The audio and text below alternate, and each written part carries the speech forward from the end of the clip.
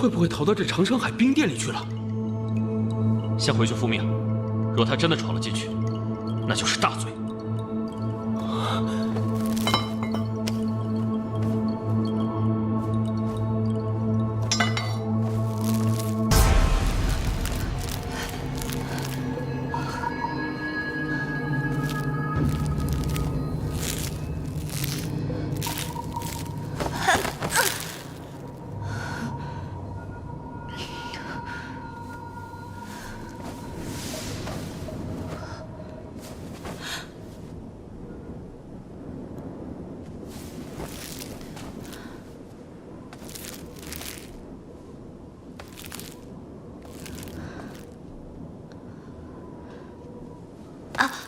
小仙灵犀，误闯此地，扰了仙长清修，还请仙长息怒。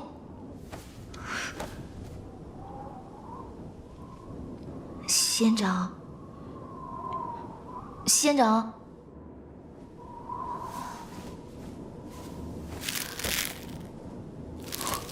仙长，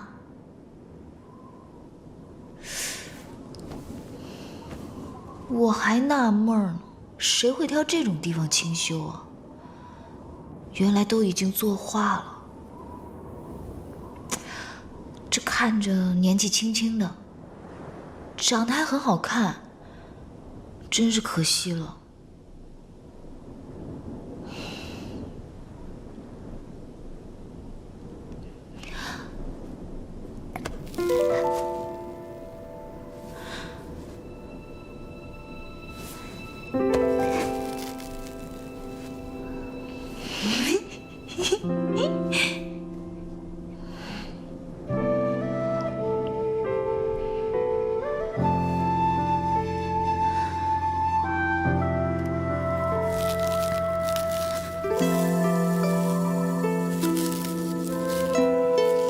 长生节，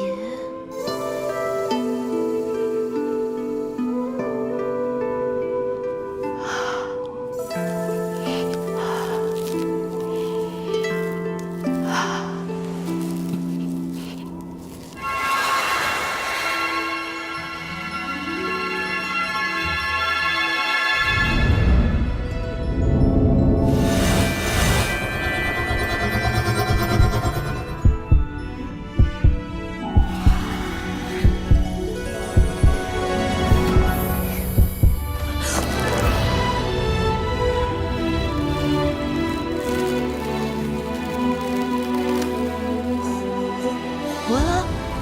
你是神是鬼？你报上名来！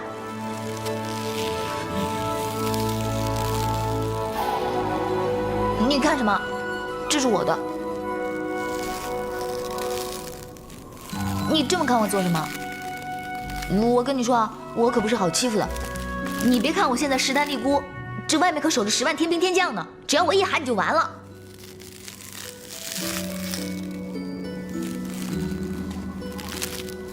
怎么，你还想打架吗？你等着，我现在就去取我的法器，跟你斗上300回合，到时候我打得你心服口服。你等着，不许动啊！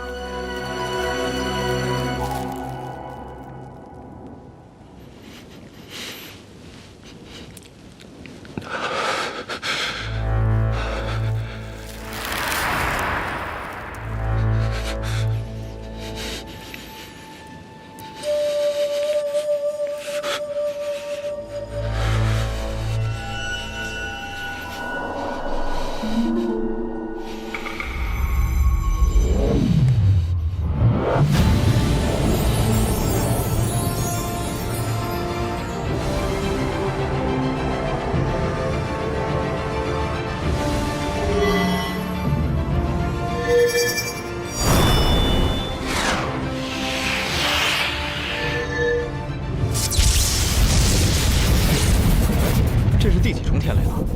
第8重了。这天雷老儿不会栽在第9重天雷上吧？那热闹可就大了，这么多人看着，哎，到时候8重天雷白受，颜面丢尽啊！而且封神未成，前功尽弃。御风上神，哎呀，慎言。甚严啊！第9重天雷了。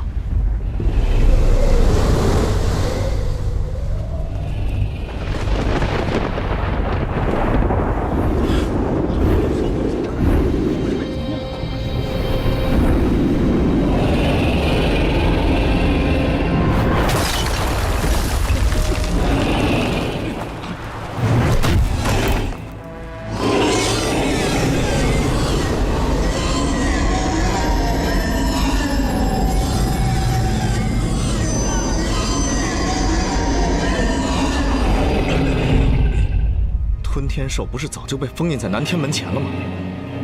什么时候解封的？诸神让开，本座对付即可。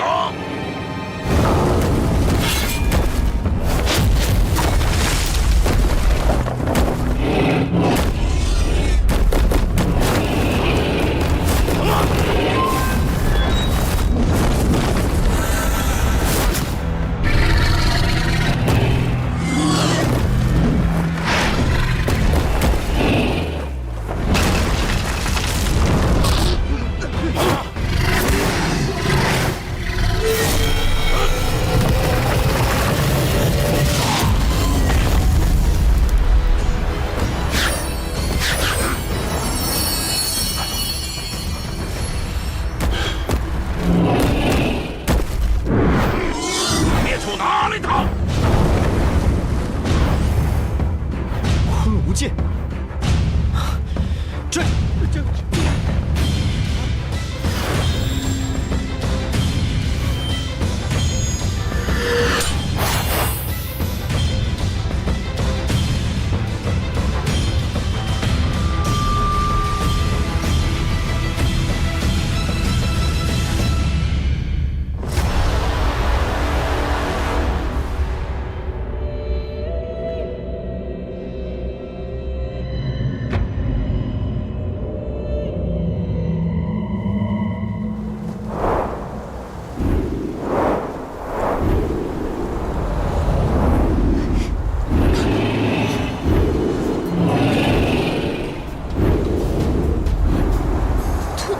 吞天兽，我不会是在做梦吧？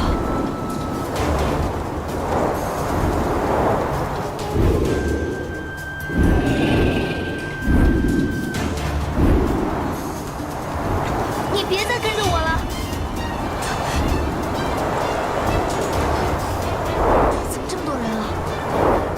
我是闯祸了吗？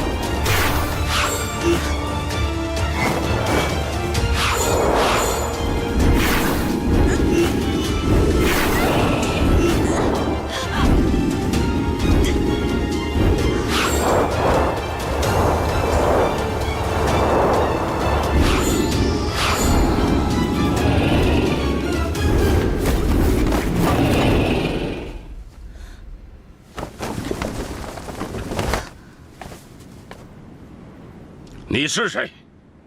我可以解释的，果然有同党。这不关我的事。哎，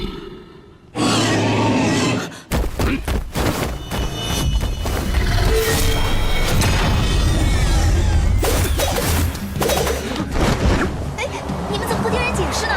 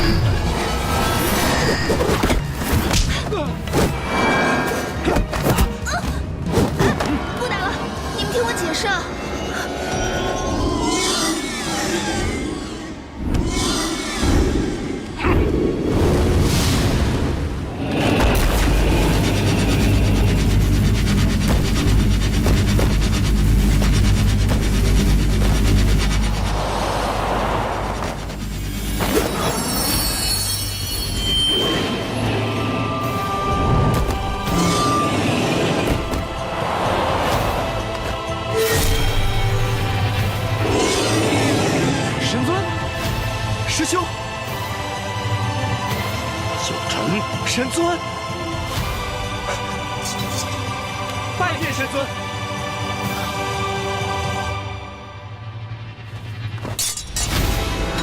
拜见战神。他就是战神九成，怎么跟书上说的不一样啊？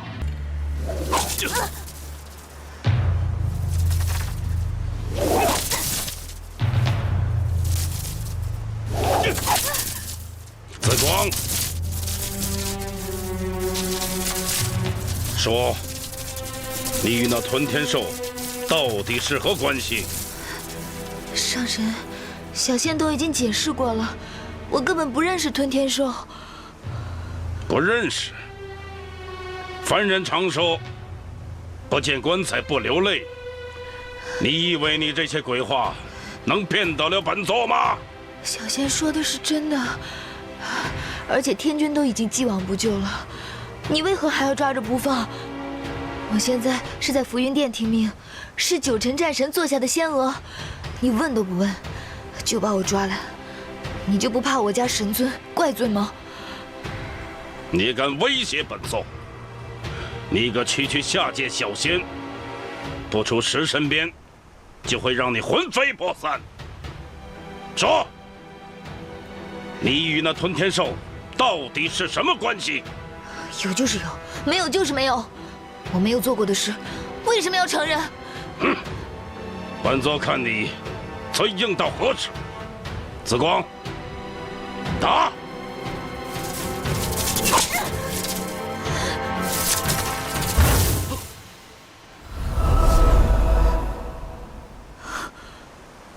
神尊，战神，你要干什么？本尊还想问你，你想做什么？本座在审问这小仙。他犯了何罪？你明知故问。天君已经接过此事，赦免于他。你却穷追猛打，滥用私刑。你是听不懂天君的命令，还是想违抗我天族的规矩？你。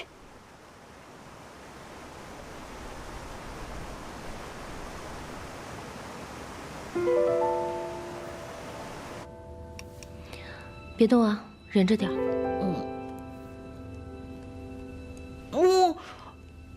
使劲听着，疼。你也知道疼啊？知道啊，我当然知道。我还知道师姐对我最好了，一听灵犀有难，立刻就过来了。我还没那么闲，我是来为神尊疗伤，顺路来看你的。神尊的伤严重吗？神尊本就神魂受损，加之在长生海冰封5万年，受了寒疾，此次又为了救你伤了元气，你说严重吗？忍着点儿，快好了。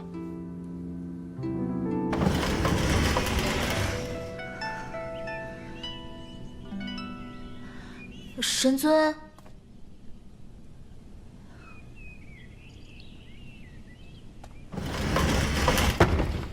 神尊，禀告神尊，灵犀拜见。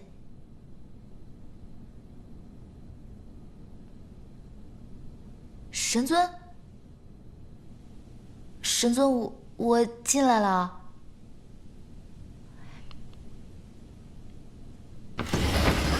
神尊。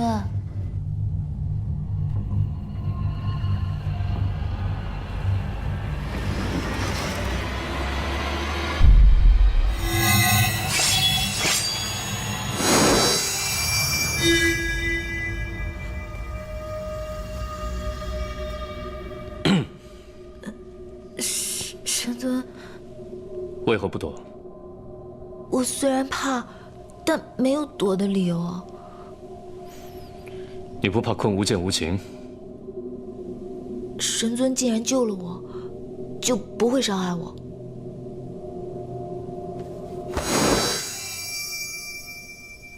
过来。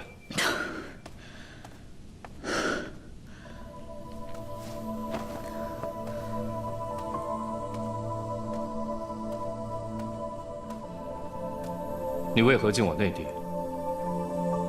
小仙听闻，那日神尊为了救小仙受了伤，特意来此探望的。神尊，你真的无恙？那日你为何擅闯长生海？原因小仙都已经说过了，就是为了躲避那2个天兵的追捕。再者，小仙也是第一次来这天宫，对这天宫一无所知的。我也是后来才知道那里叫长生海，也就是神尊在幽都山神魔大战后长眠的地方。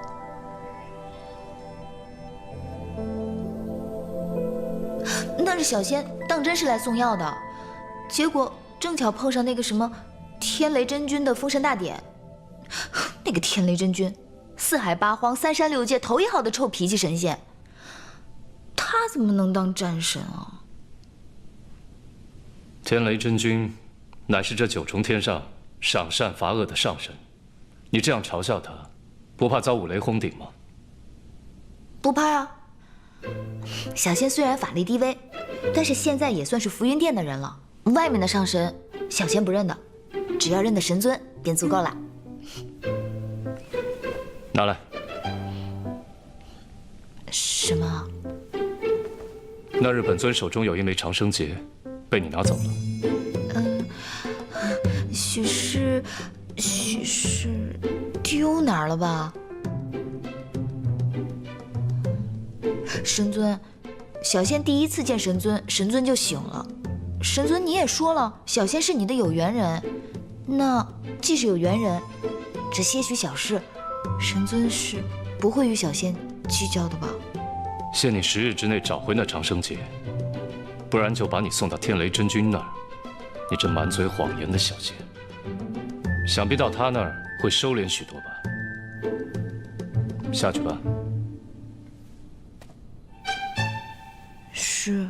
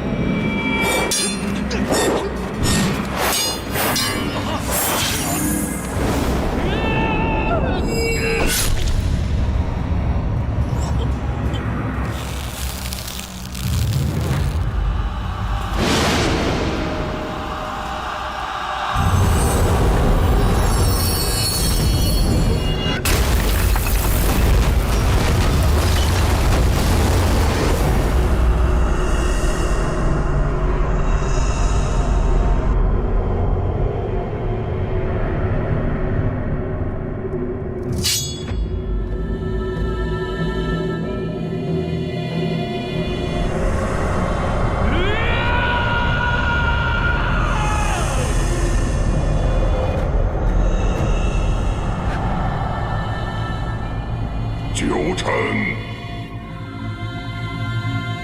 好大的杀戒啊！你亲手杀了自己的10万天兵，如此行径，与我何异？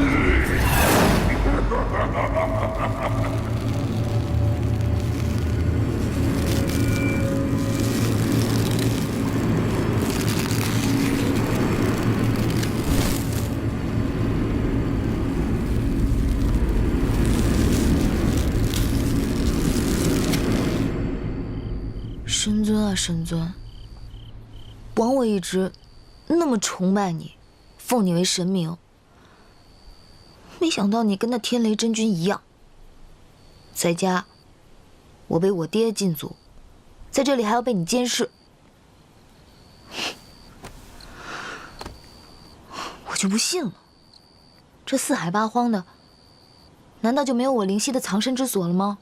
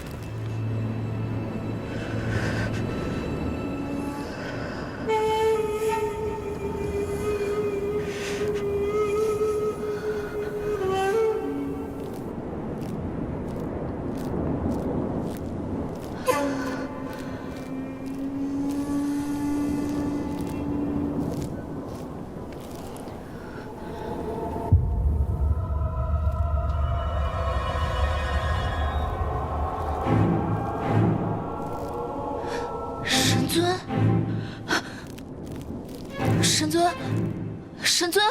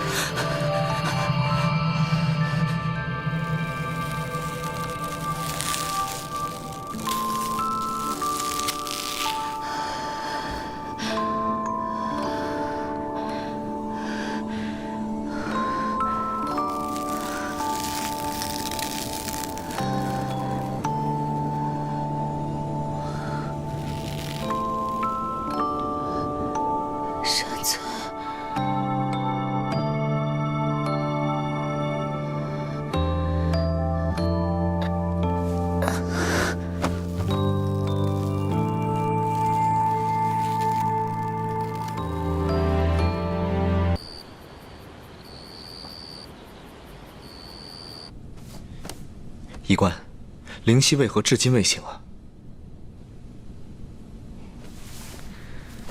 我师妹，她是为了救神尊，所以法力耗尽，寒气入体才昏迷的。不过暂时还是不要移动她，让她自然醒来即可。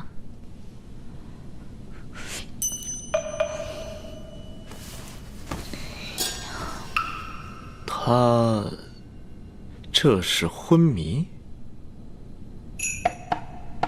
当然。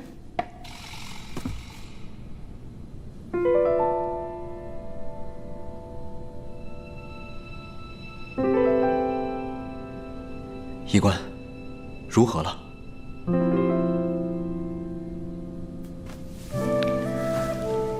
我上次说过，神尊在长生海受了数万年的寒气，一时半会儿难以清除，须得时常去上清净天泉沐浴，并在殿中以无尽木常燃明火，兴许能驱散几分寒气。奈何神尊并没有把我的话放在心上，不但不听医嘱，还妄动仙法。今日若不是我师妹在，神尊怕是要继续回长生海长眠了。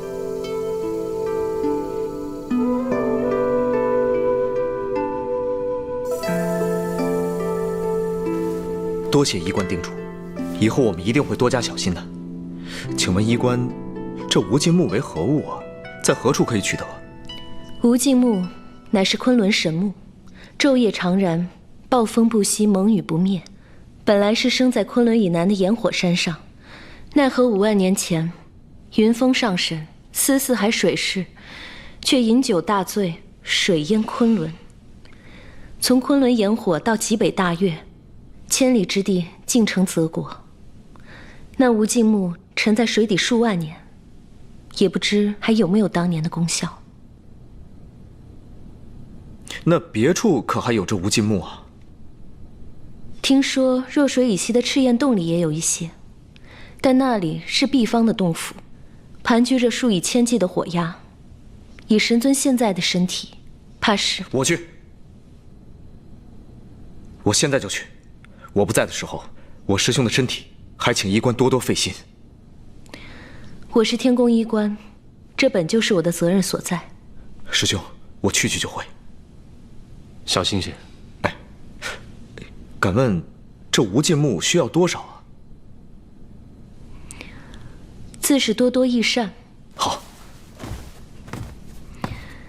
神尊，那小仙也先告退了。师妹就拜托你了。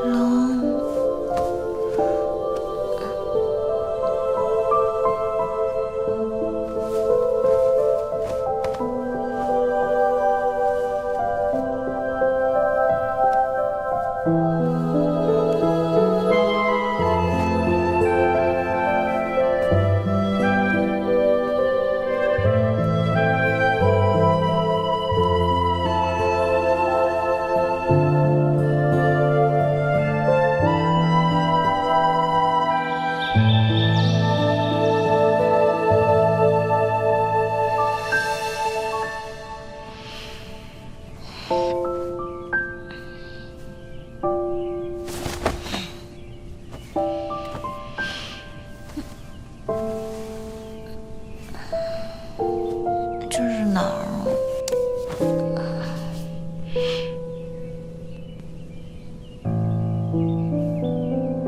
我怎么睡在神尊殿中？对，昨晚神尊发了寒疾，是我救了他。我怎么睡着了？还睡在神尊的床上。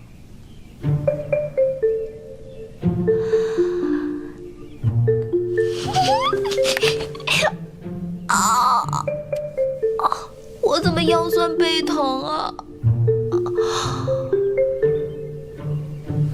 莫非神尊趁我睡着打了我？灵犀，灵犀，灵犀，有人看到灵犀了吗？没有，快找找啊！哎呀，糟了，灵犀，人呢？这呢。你怎么样？没事吧？快！受没受伤？没什么呀，怎么了？昨晚殿中进了贼人。贼人？这九重天上还有贼人呢？定是那魔族余孽，知道神尊苏醒了，又起了邪念。我还真是小瞧他们了，竟然能神不知鬼不觉摸进我福音殿。那个13，你怎么确定是魔族余孽进来了呢？那妖人许是畏惧神尊之威，所以想先偷袭我。我哪是那么好偷袭的？我以前那可是神尊麾下左官出身，我的法器察觉到敌意，已将那妖人驱走了。你们放心，以后只要有我13在，有神尊在，任他妖人千变万化，都不可能逃。哎，你怎么从这儿出来了？我昨晚睡这儿了。你怎么能睡在神尊房间里？因为神尊身有寒疾的事，不能让别人知道。我怎么知道？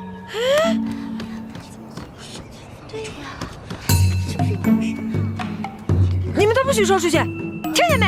是啊。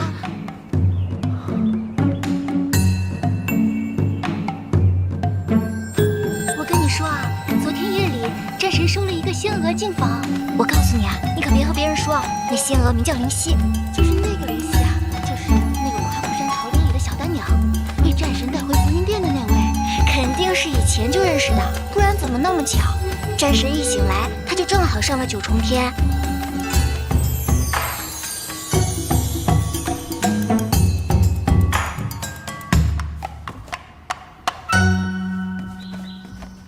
他们为什么要送我礼物啊？不知道，喜欢你呗。可我又不认识他们。那个是子姑送的。子姑是谁啊？侧神啊？还有侧神呢？当然了。灵犀，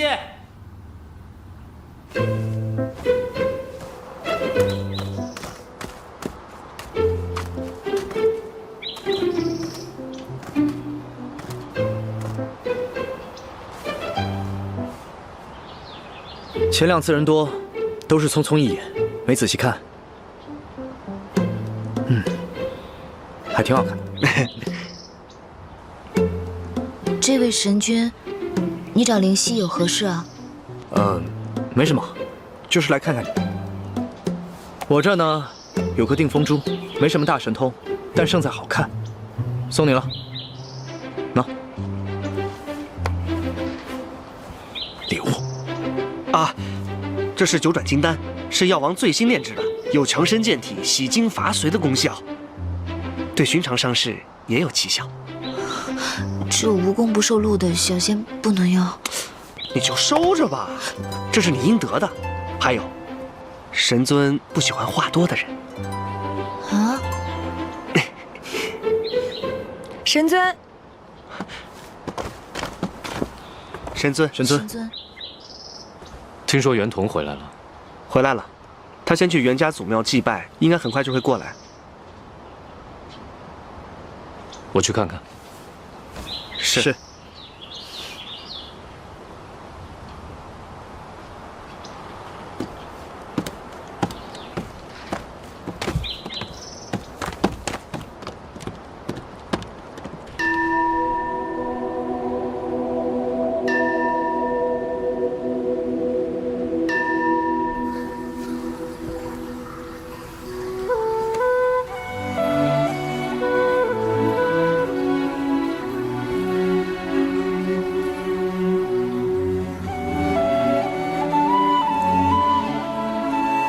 杜宇呢？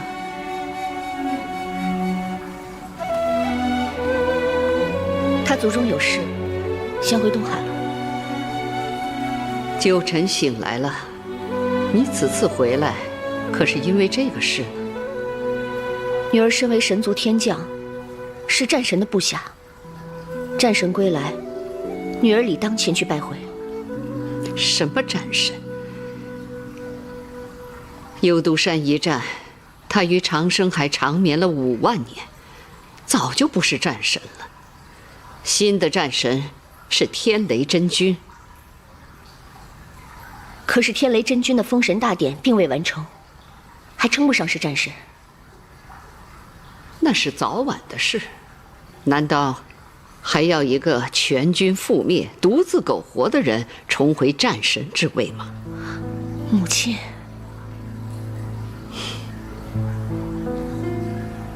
他醒来了那么久，竟然没有一次到袁家来祭拜，可怜我袁家的3000弟子，全都是因为他而死。早就听闻此人识心识性，绝情绝爱。果不其然啊！请母亲慎言。我告诉你啊，你是代替了你哥做到了4大战将之首，你的一言一行都在别人的眼中。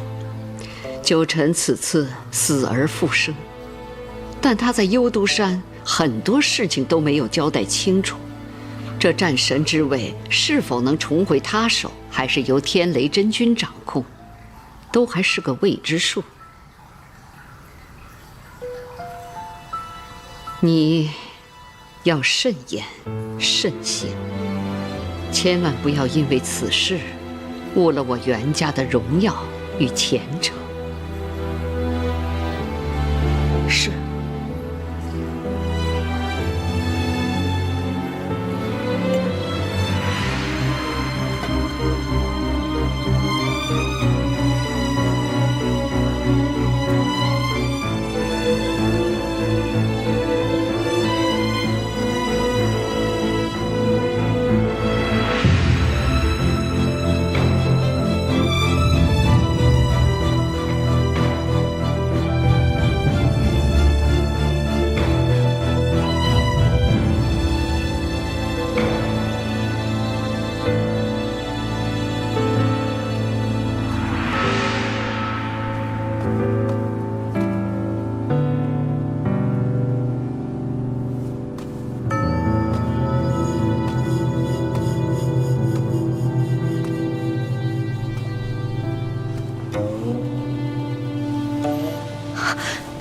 末将袁童，拜见神尊。起来吧。是。多年未见，长大了很多。但是神尊看起来并无变化，还和当年一样。听说你接替元征，现在在北海领兵，已经可以独当一面了。不过是借着神尊和家兄的威风，勉力为之罢了。你做得很好。你兄长离世前，最牵挂的就是你。他若看到你现在的表现，定会很欣慰。多谢神尊夸奖。军营之中，女子要比男人更难。以后若碰到什么问题，尽管告诉本尊。请神尊放心，袁童一切都好，也定会用心做事，绝不给神尊丢脸。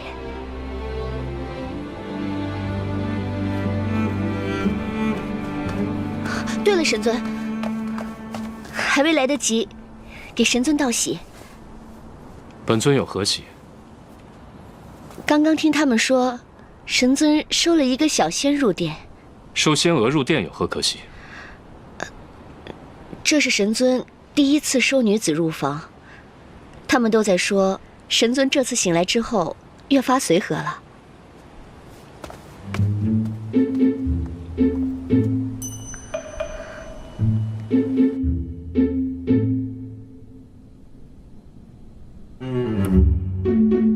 是你跟别人说你在本尊的寝殿内睡了一夜？小仙的确是这么说的，可是我也没撒谎啊，我只不过就是实话实说而已，是他们想多了。再说了，睡一夜就睡一夜，也没什么。我在桃林的时候，也是经常在程燕的房间里睡，我爹都不说什么。你这女子，怎么那么不重视自己名声？我爹说了，心中有正气，就不在乎别人说三道四的。再说了，我也没有觉得跟神尊传出点谣言，算是吃了多大的亏。你这小心！难道是神尊你觉得吃亏了？那我现在就去跟他们说，我们什么事情都没做，我碰都没有碰神尊一下。住嘴！出去！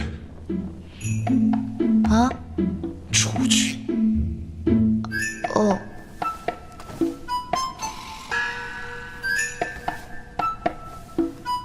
啊，对了，神尊你还没谢我呢。那日你发病是我救了你，你还没跟我道谢呢。好啊，本尊现在就跟你好好道谢。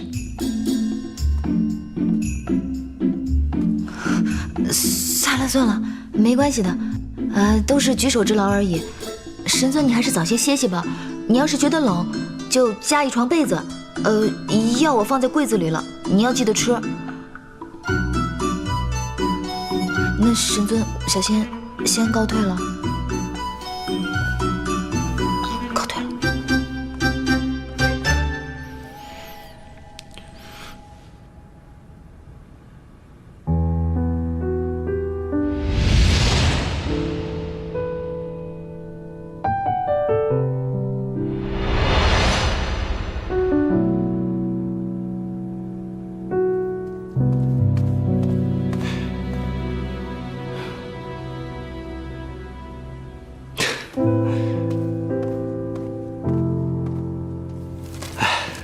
想什么呢？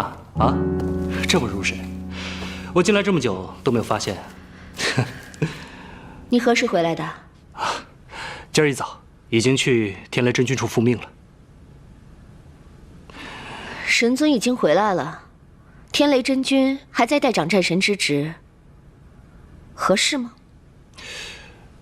神尊刚刚醒来，先不说他身体恢复的怎么样，就说他5万年未掌兵，就算接回来也是需要时间的，而且战神之位的归属也不是你我该考虑的事情。你们东海的人说话做事都是这种风范吗？我东海一族孤悬海外，对于天宫的事向来都是修闭口禅的。再说，我说这番话已经不是东海的风范了。你很久没见开阳和韩章了吧？走，去看看他们。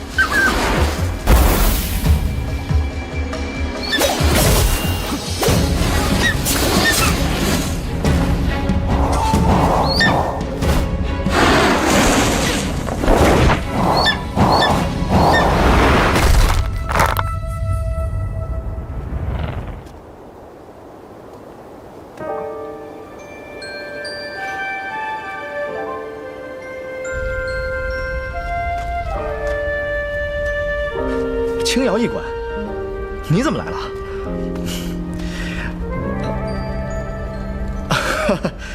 这洞内的火鸦呀，已经被本座全部除掉了，而且那只毕方神鸟也已经被本座赶走另觅洞府去了。洞内如此多的无尽木，医官尽可以全部取走。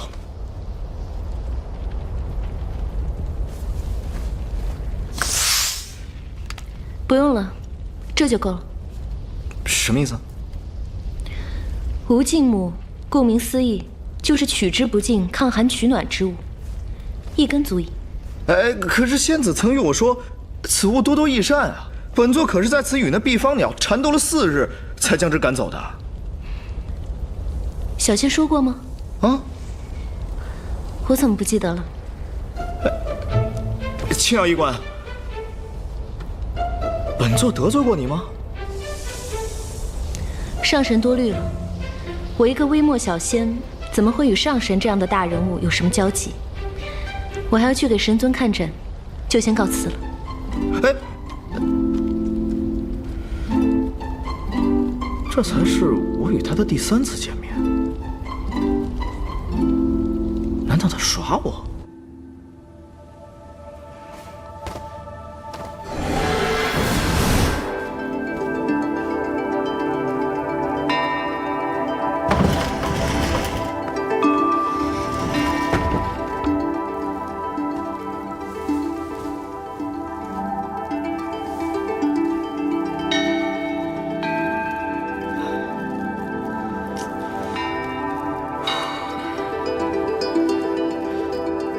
医官，如何了？只要神尊听小仙的话，常去天泉沐浴，不要妄动仙法，再加上这无尽木之火，足以保神尊平安。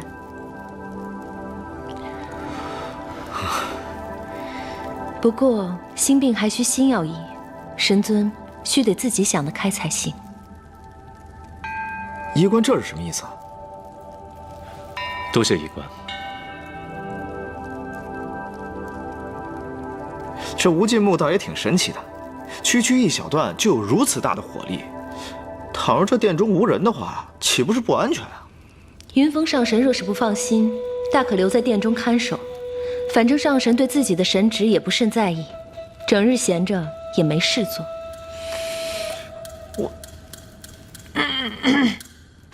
那个神尊，要不我留下来看火？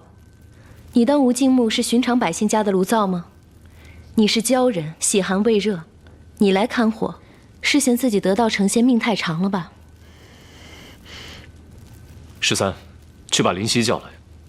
神尊，叫我师妹干什么？丹鸟属火，与毕方同宗。13他怕热，他应该不怕吧？可是，青瑶医官，你师妹现在是我浮云殿的小仙，使唤自家的小仙，不用你批准吧？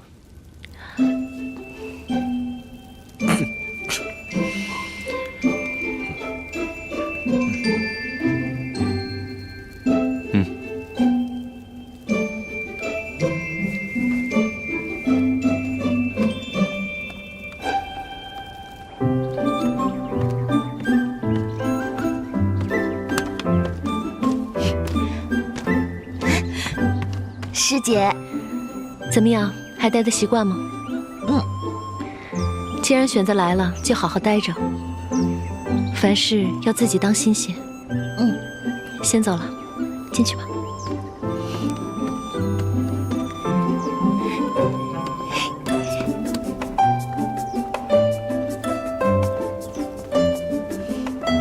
神尊，云峰上神。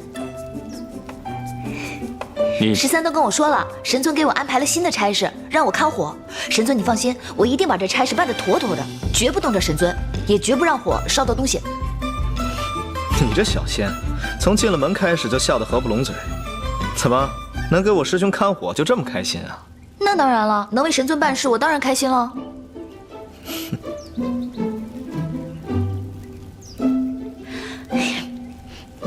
你先下去吧。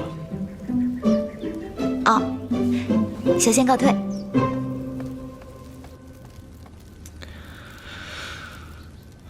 师兄对他还是有所怀疑啊。长生海一事，他本就是重要关键。他可有问题啊？我在他身上未察觉丝毫魔气。但真君说的对，吞天兽对他异常亲密，不得不防。可惜啊，这几日天宫里传得沸沸扬扬的，全是你和这小仙的趣事。本来还以为师兄你沉睡了5万年，这醒来之后总有些好的变化，可是没想到，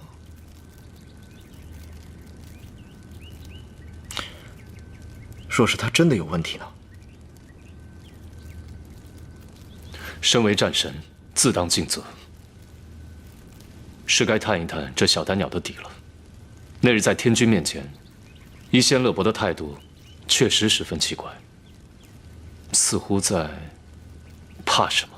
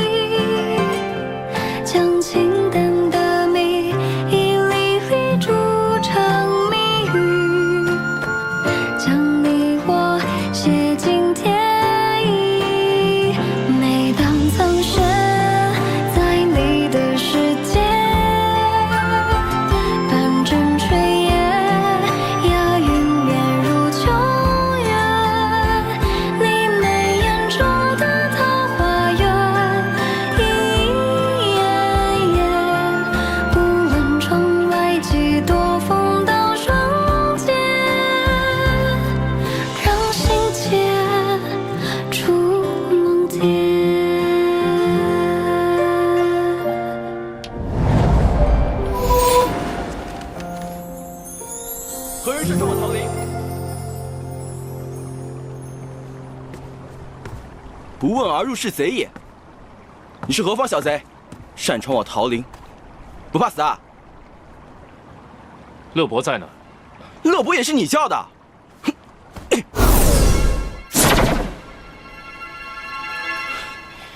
有几分手段，再让本仙试试你的斤两。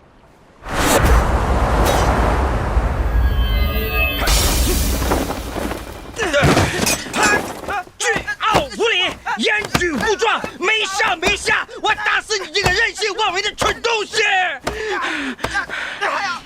别打了，师傅！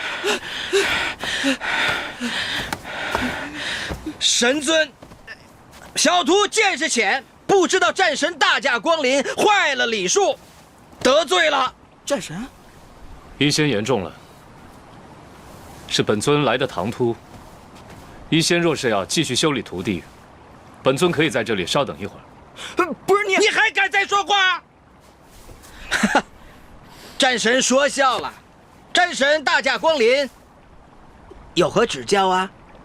刺史有事相商。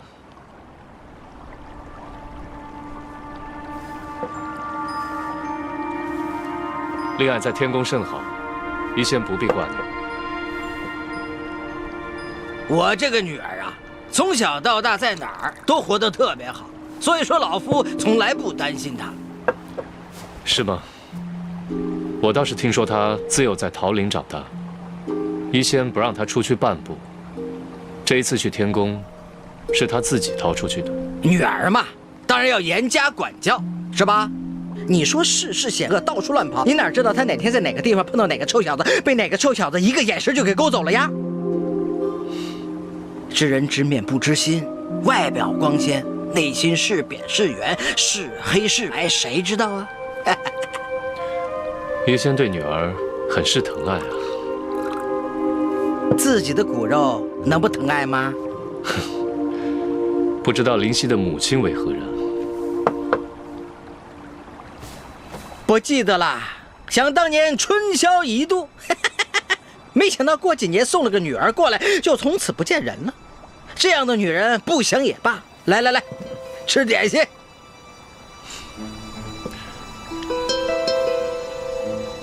你这桃林很是清幽啊，安静得很。本尊从来到现在，别说虫鸣鸟叫了，一点声音都听不见。老头子，我怕吵，所以说在这方圆10里之内设下了结界。山鸟自然是进不来，但是挡不住法力高强的战神呐。挡不住本尊，但是挡得住灵犀。医仙对女儿的保护可是煞费苦心啊。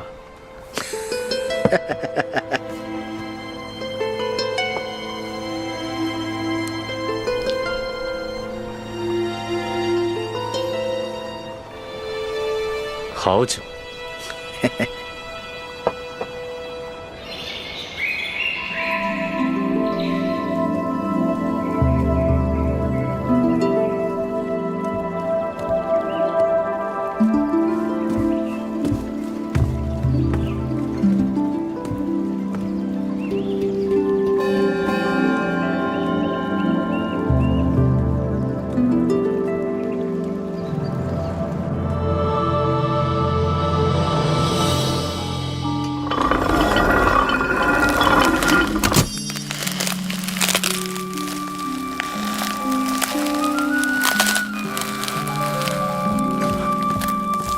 国师，何事？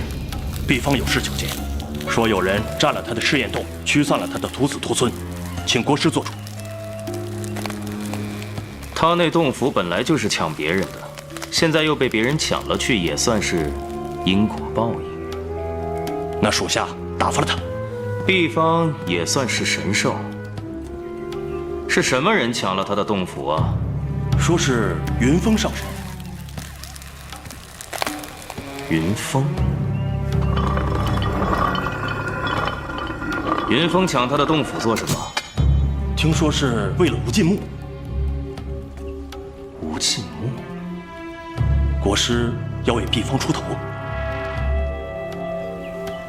云峰乃是天尊的关门弟子，本座怎么会为了一只区区毕方鸟得罪天尊呢？那您的意思是？云峰要找无尽木，看来九尘战神这5万年在长生海的日子也并不轻松啊。仲浩现在哪里？逃进了10万大山，我们的人追丢了。丢了？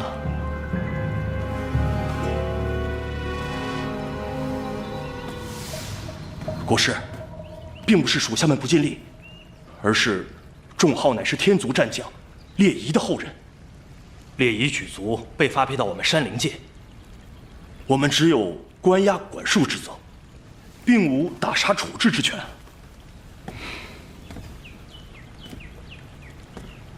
众号对我们山灵族一直都虎视眈眈，这样的形势，恐怕你也无可奈何吧？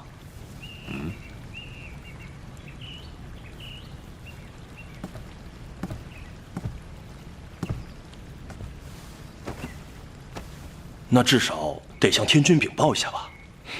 你何时听说过九重天上的真龙会管蝼蚁的死活？他们天族要是真的在乎我们，就不会把我族当成流放之地了。都怪国主，这些年不理朝政，也甚少去天宫走动走动。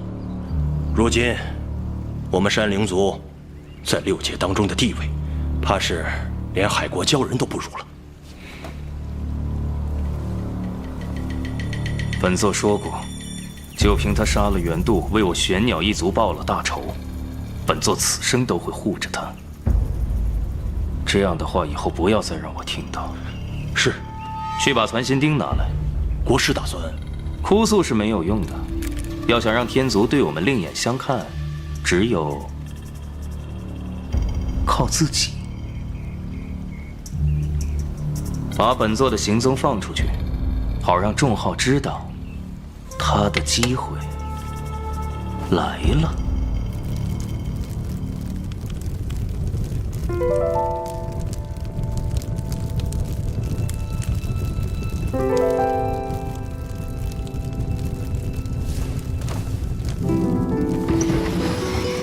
灵犀，帮我个忙，去趟药王洞，找你师姐给神尊拿药。你找别人去吧，我怕见我师姐。那是你亲师姐，你都怕，那我们能不怕吗？也不知道你这师姐是吃什么长大的，这气势比咱们家神尊还大。拿着，别磨叽，快去快回。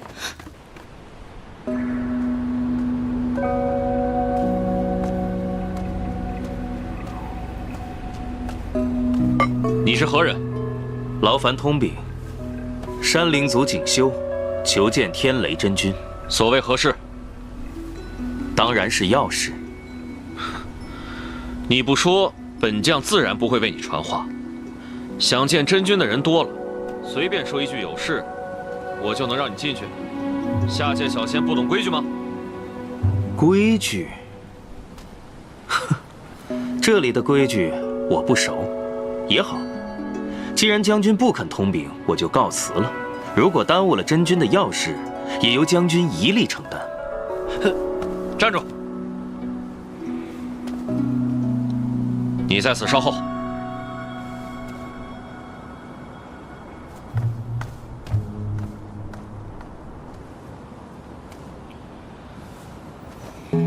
这人是谁？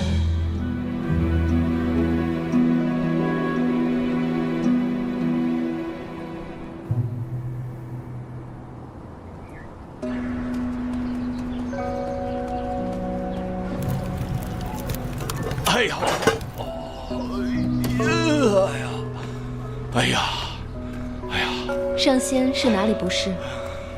哎呀，老夫前些时日去周游四方，看见了一只蛟龙兽，正在祸害百姓，便与那野兽去大战了3天3夜。回到家没几天，我这双腿就失去了知觉，无法行走了。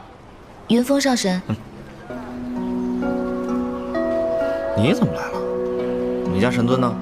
我家神尊出去了，我来给他拿药的。啊，你怎么会在这儿啊？你找我师姐看病啊？是啊。前几日我去赤岩洞与那碧方神兽大战了好久，但是那碧方鸟啊，长得实在是太丑，丑得我是触目惊心。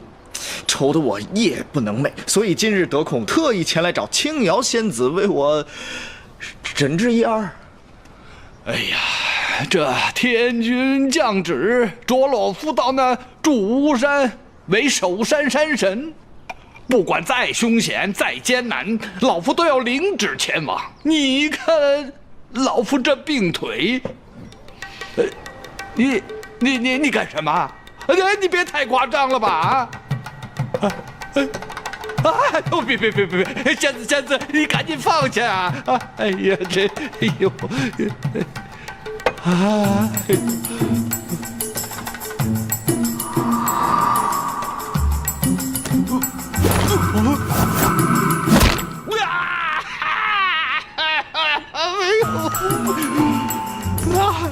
你把我腿给弄断了啊！哎呀，你这是在治腿吧？啊！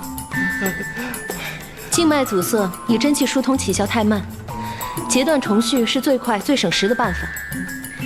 我这药很是灵验，彭上仙回去静卧个3、5日，就能去祝巫山上任了。青瑶，我告诉你，我跟你师傅相识多年，我就没见过你这小妹这么粗俗无礼。你等着，把彭上仙抬回去吧。哎呀，疼死我了！你等着啊！哎呀，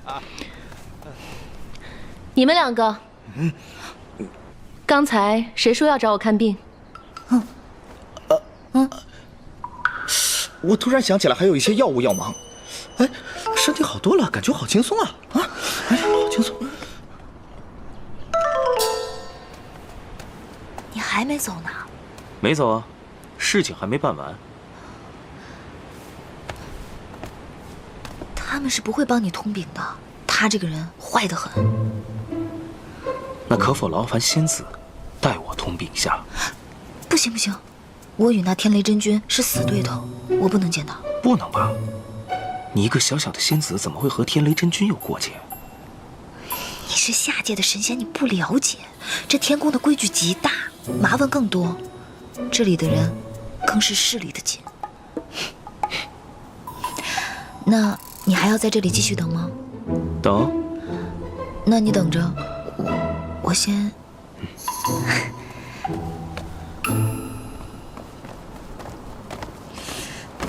我走了。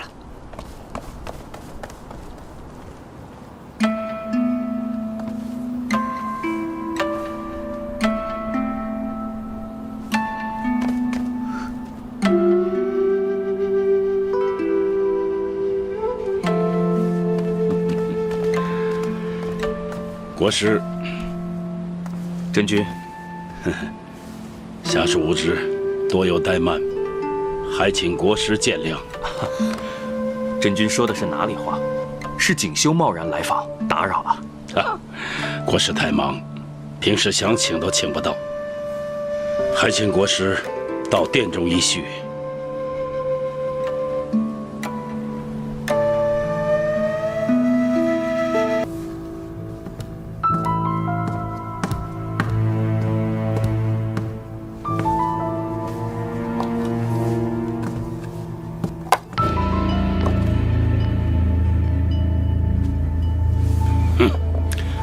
真的是传心钉啊！我派人4进幽都山，终于找到此钉，也算是不负真君所托。多谢国师，国师辛苦了。真君言重了，能帮上忙就好。国师，今日到此，既来之，则安之。我这有上好的玉液琼浆，你我把酒言欢，不醉不归。那就恭敬不如从命。国师请。请。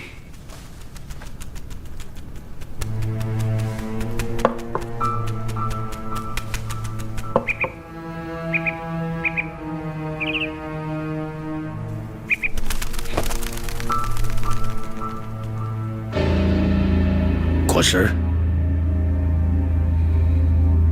国师。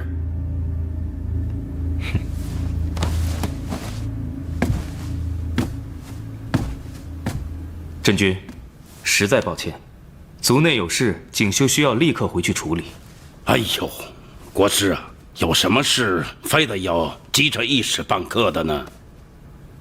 我族国主体弱，我在南极仙翁处求了一颗碧极珠，没想到手下人办事不力，在那幽都山上不小心沾染了死气，所以需要以人温饮。真君是知道的，我幼时便逢族内变节。我这个人是最不怕死气，现在宝珠已经送到了族内，我需要即刻回去用元神温养，才能赶在下个月给我们的国主作为生辰贺礼。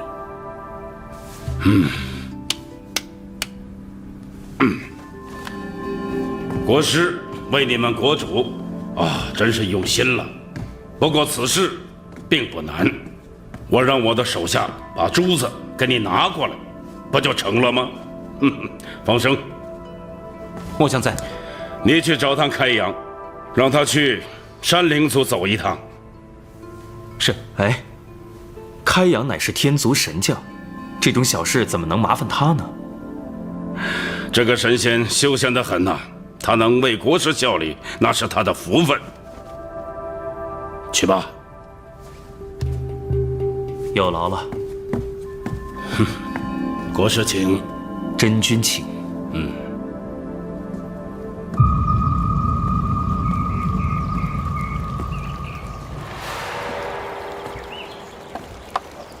将军，请收好。那就不用送了。将军不要推辞了。我山灵界地势特殊，上古时期曾被远古真神以大神通布下结界，寻常神族进了我族的地界，仙术都无法施展。将军虽然法力高强，但要在此地腾云，恐怕也是消耗极大，得不偿失。还是让赤壁送将军一程，至少出了我族地界才好，要不国师回来会怪罪我的。那就有劳了。将军请。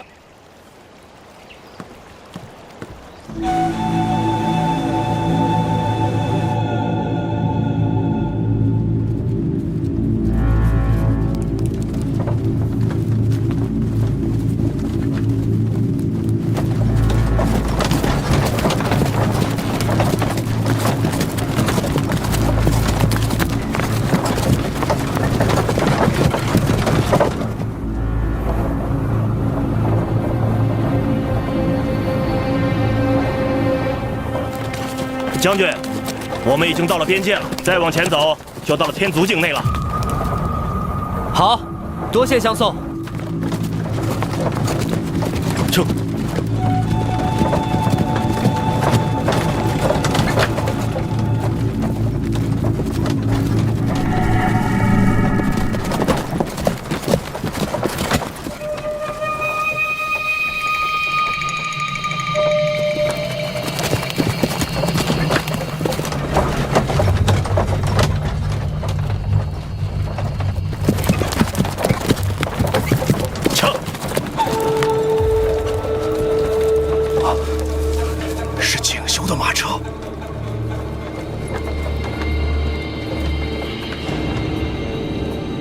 景修，你终于出现了。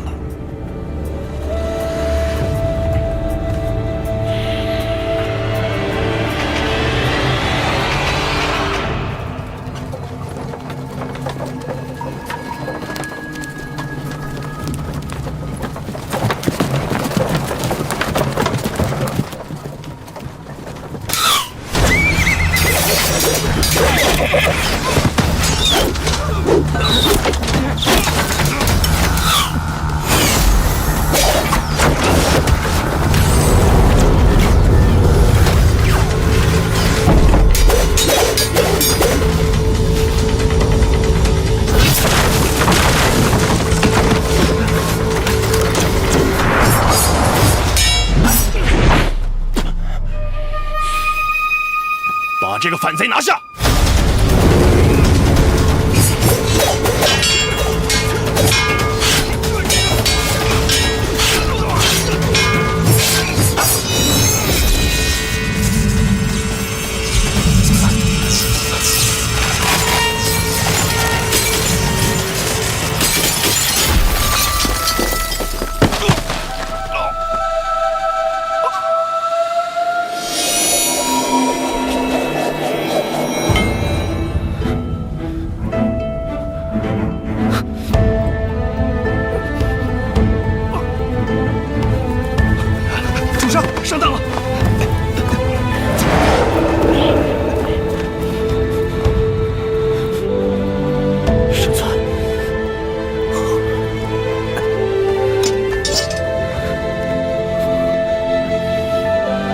战神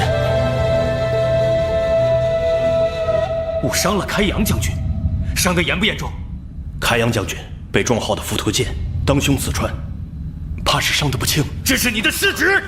是。他现在何处？国师，神尊把开阳将军带回浮云殿了。不必惊慌。身为战将，哪有不受伤的道理？开阳皮糙肉厚，这点小伤，要不了他的命。真君，毕竟是因我而伤，景修难辞其咎。国师，你说什么呢？这事与你何干？又不是你伤了他。哼！不过这个众号倒是有几分手段，造反也有些日子了。这话又说回来了，你们国主啊，毕竟是个女子，性子软，才促使这个众号活到今天。也罢，本座今日就为你料理此事，也算报答你送我的传心亭。紫光，在。此事就交给你了。真君放心。如此，就多谢真君了。景修告辞。好。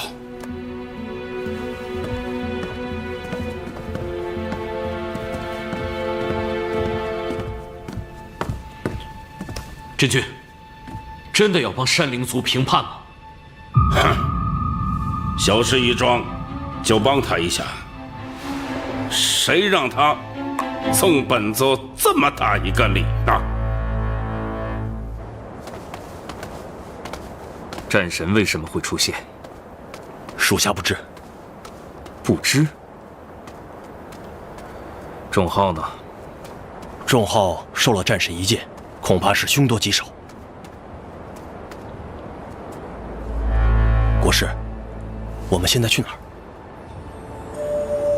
浮云殿。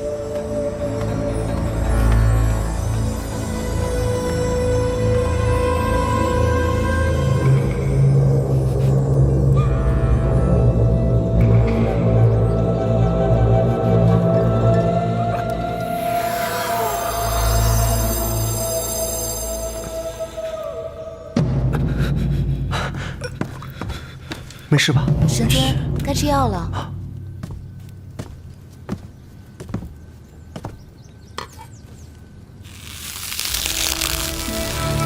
神尊，神尊，山灵族国师景修在殿外求见。也不看看什么状况，神尊哪有功夫理他们？算了，还是我去打发他们吧。等等。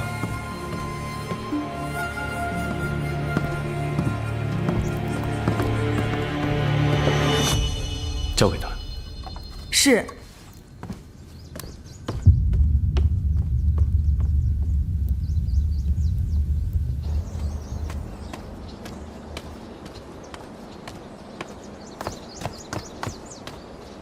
我们家神尊今日不见客，这是他让我给你的。二位，请回吧。多谢仙子，那就改日再来探望战神。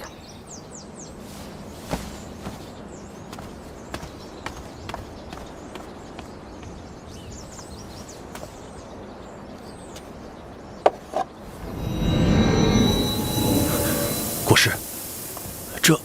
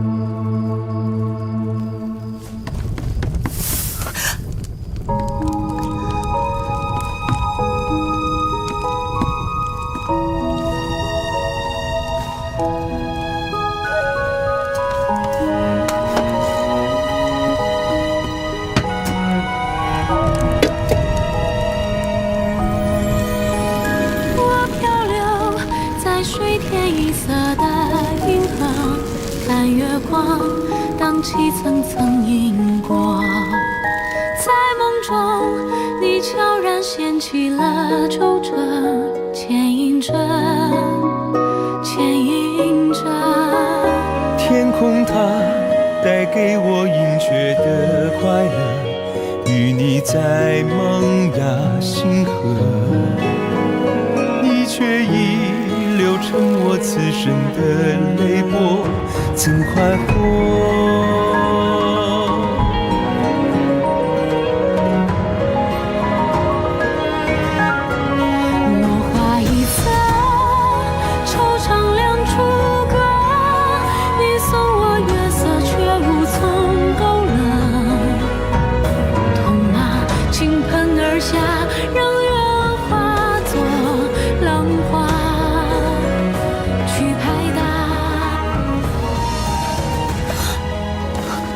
你醒了，你怎么样？冷不冷？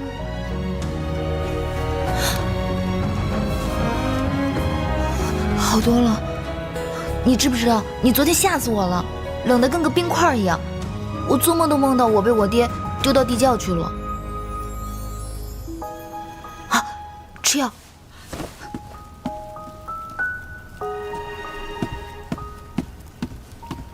神尊，吃药。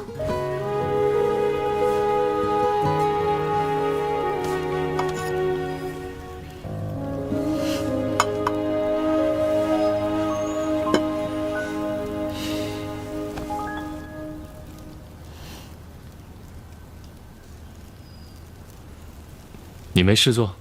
有啊，神尊，你亲自安排我的差事，你忘了？看火呀，我的差事就是在这里看火。我在殿内的时候，你不用在这儿看火。那怎么行啊？你来这儿几天了？7、8天了吧？第9天。9天？神尊，你记得好清楚啊。还有1天就是第10天。我的东西呢？限你10日之内找回那长生劫，不然就把你送到天雷真君那儿。你这满嘴谎言的小仙，想必到他那儿会收敛许多吧？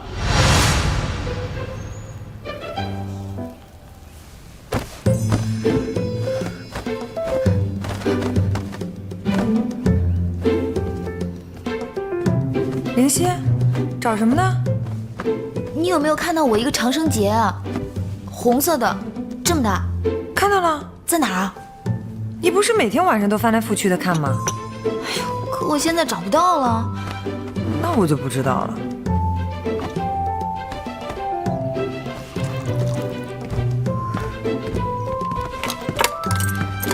花烟，你怎么回来了？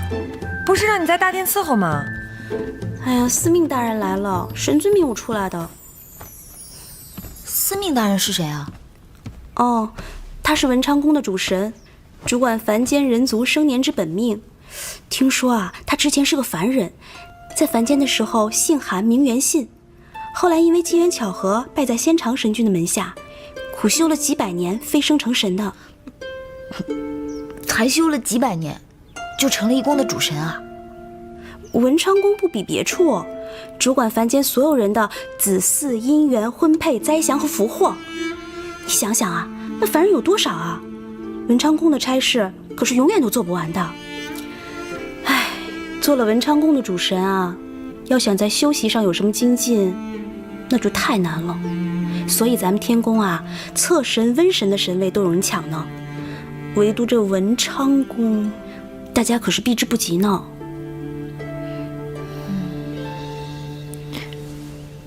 他在做什么呀？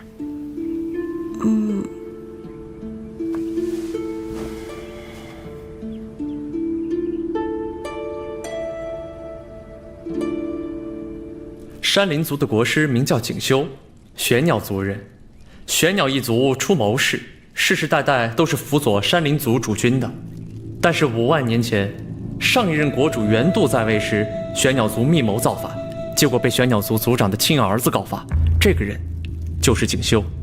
他当年不但告发了自己的父亲，还发下血咒，称其一生辅佐凤凰一族。这才在元度的手中活了下来。后来又过了几万年，元度死于天劫，将主君一职传给了他的女儿灵月。景修也按照传统接替了国师一位，一直辅佐灵月之心。他这人在6界中没什么名声，只听说为人低调，做事还算勤勉。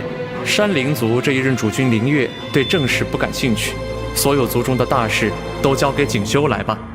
天君曾夸他弑君以忠，但一个背叛父族、侍奉仇人的人再是忠义，恐怕也没有人喜欢与他来往。是以天宫的大小宴饮，他从不参加，我也没跟他见过几次面。那日属下被偷袭之时，神尊怀疑与锦绣有关。本尊睡了5万年，这6界之中出了不少人物。说起人物，这刚上任的海族蛟皇和青丘老狐名气可比他大得多。这位国师心机深重，你以后与他打交道要小心一些。是。仲浩是烈仪的儿子。是。仲浩是烈仪的遗父子，他是在山灵界出生的。他性格暴躁，不服管教，和他爹一样，早就带着族人离开了穷荒之地，隐藏在10万大山之中。我曾撞见过他一次，看在烈仪的份上放了他一马。可没想到他胆子越来越大了，竟然敢造起反来了。说起那位国师景修，他对外低调，对内却是铁腕统治。仲浩桀骜不驯，怎肯任他牵制？这一来二去，2人便结下了死仇。师兄啊，太阳打西边出来了，天雷老头竟然主动找天君，要为师兄弟办一场接风宴，更是请了6界所有有名有姓的神仙来参加。他们来势汹汹，必有依仗。他能干什么？以神尊的修为，怎么还怕他不成？话不能这么说，要是动手的话，我们自然不怕他，就怕他暗中作鬼。师兄啊，要我看，我们还是说你身体没有完全恢复，无法赴宴吧，没有必要被天雷老头牵着鼻子走啊！啊？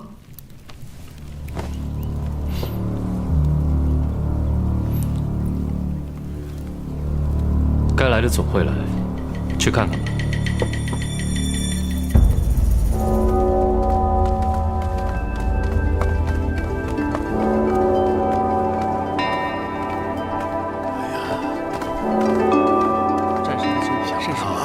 万年了，又能见到战神了。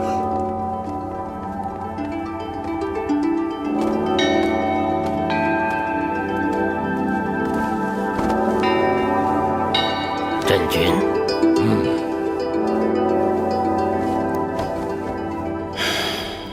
哎呀，今天大殿上可真热闹啊！各方有名有姓的神仙都来了。那是，我们神尊的面子不是一般的大。好像来的仙女也不少呢。我刚刚啊，还看到了药王的小女儿玉离仙子，她这次回来啊，定是冲着咱们家神尊来的。林夕，找什么呢？长生节啊。哎呀，那也不是什么宝贝，丢了再编一个就是了。别找了，把药给神尊送去。神尊在哪儿？还能在哪儿啊？天宫大殿的宴会都快开始了，赶紧的。快去快回！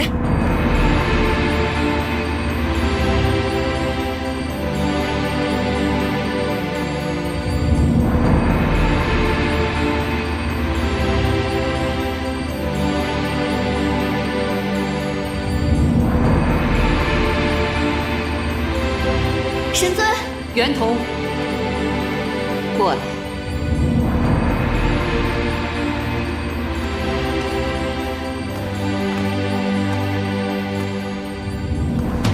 袁老夫人，神尊，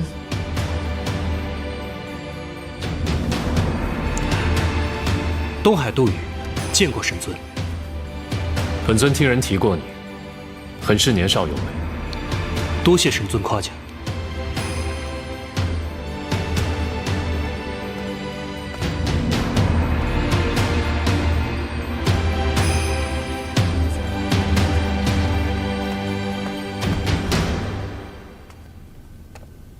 神尊呢？仙姑，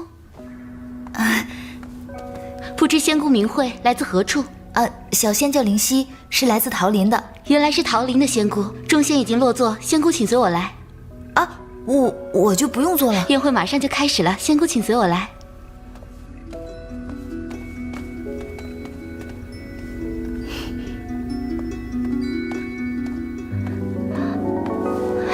神尊，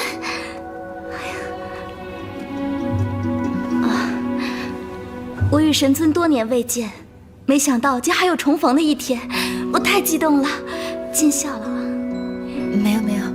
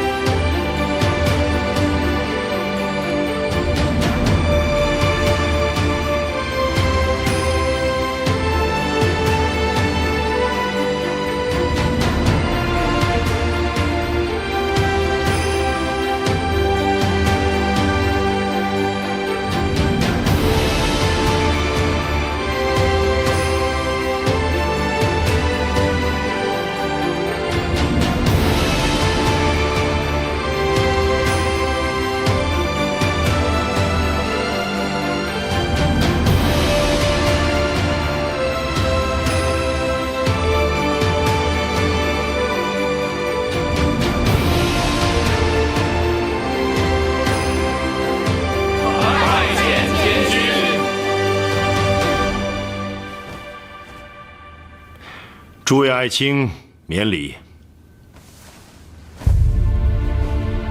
今天是9臣的接风宴，是个大喜的日子，诸位都随意一些，不必拘礼。谢天君。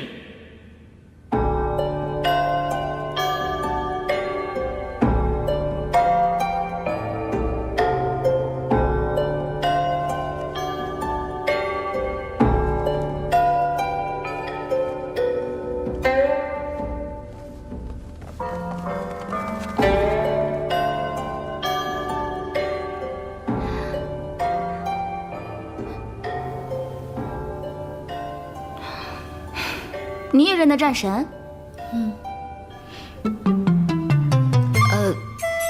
不认得。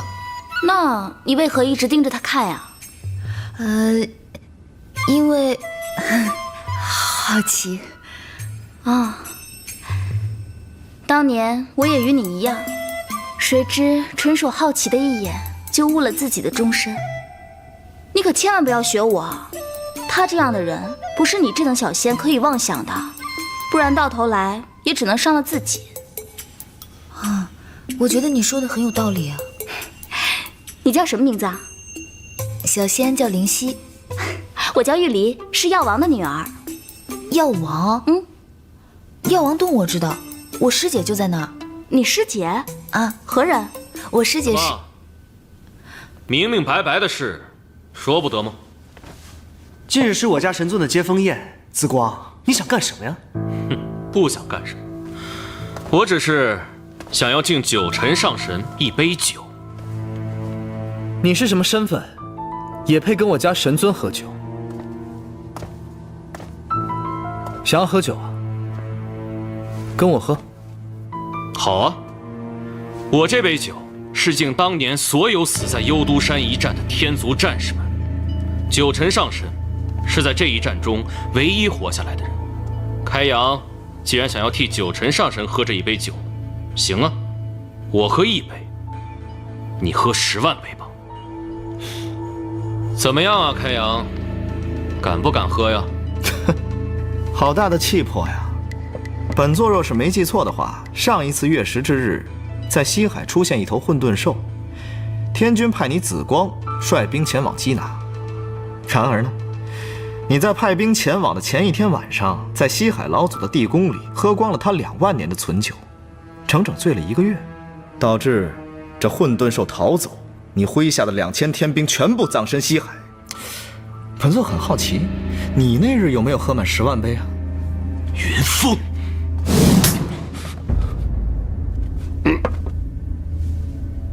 本座的名讳也是你叫的。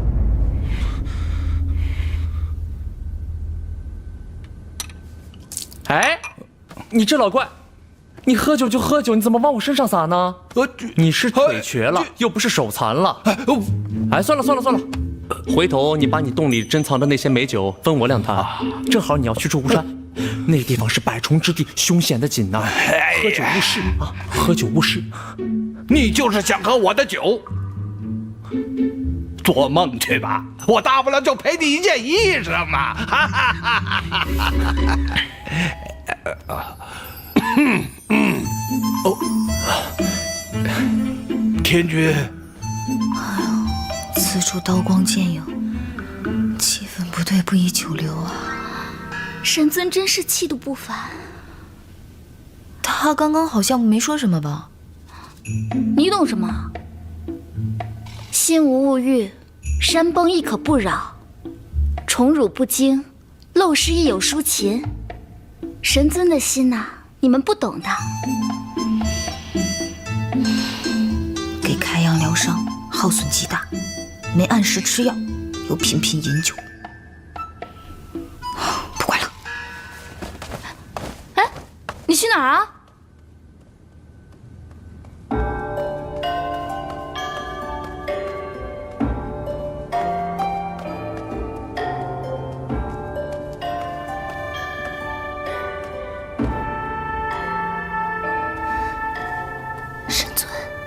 神尊，吃药，酒少喝一点。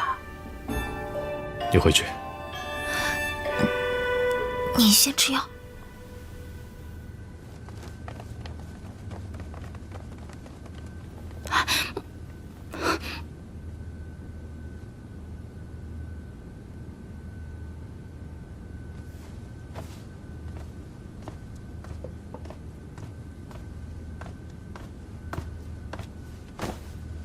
天君，近来大喜的日子，臣也有一喜。真君，你有何喜啊？天君，这么多年来，臣一直派手下前往幽都山，寻魂索骨，寻找遗物。只因当年幽都山一战打得甚是惨烈，其中内情诸神不知，5万年了，一无所获。不过，天有我足，不但救臣死而复生，臣这几日也找到了一件当年的遗物。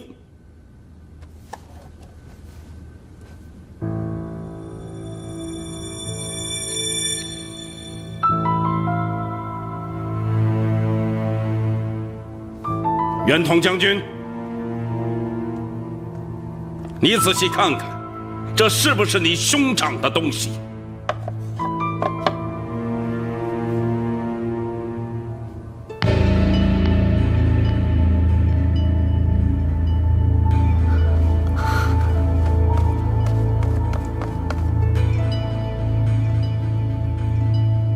存心钉，正是。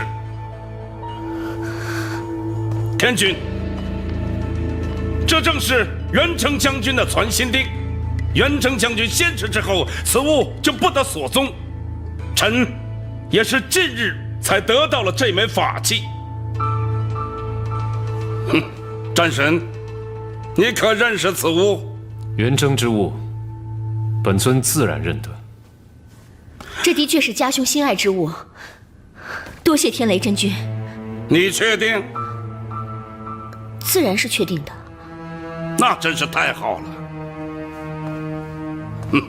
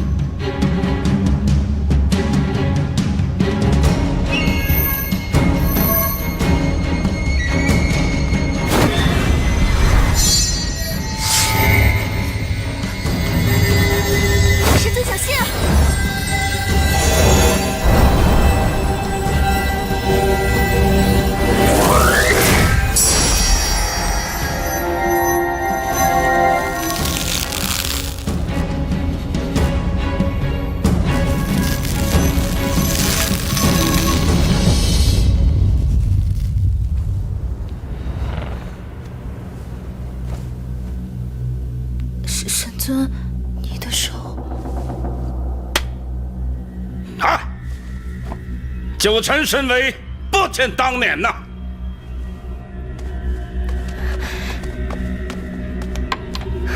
谢神尊。神尊，我害怕。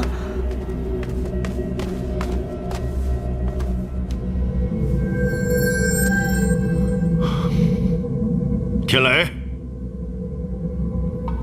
你到底在干些什么？哦，启禀天君，此事与臣无关。传心钉乃元成将军的本命珍宝，臣也觉得有些奇怪，他为什么要攻击九臣呢？是不是九臣与元成将军生前？不可能！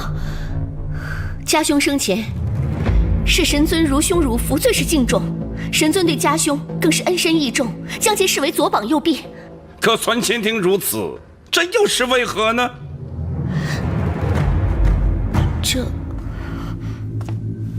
这有何奇怪的？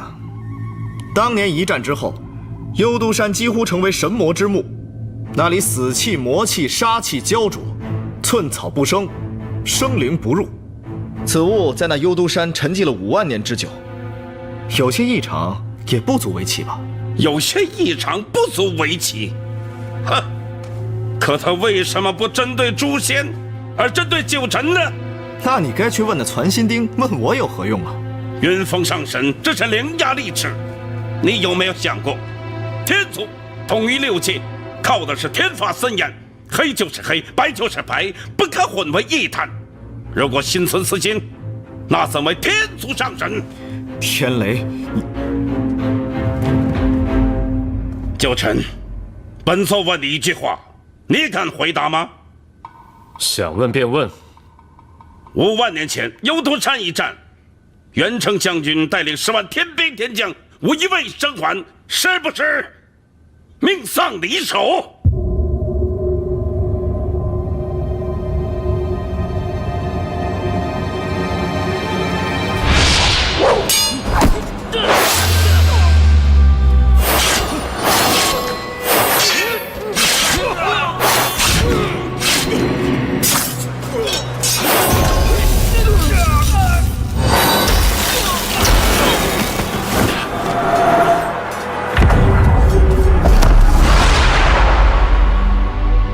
天雷，你够了！你真以为我师兄没脾气吗？哼！天君，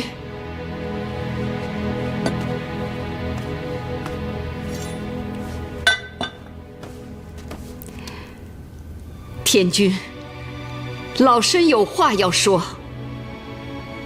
老夫人请起，有话请讲。老身心中尚存疑惑，还要请九臣神尊替老身解惑。老夫人，请问。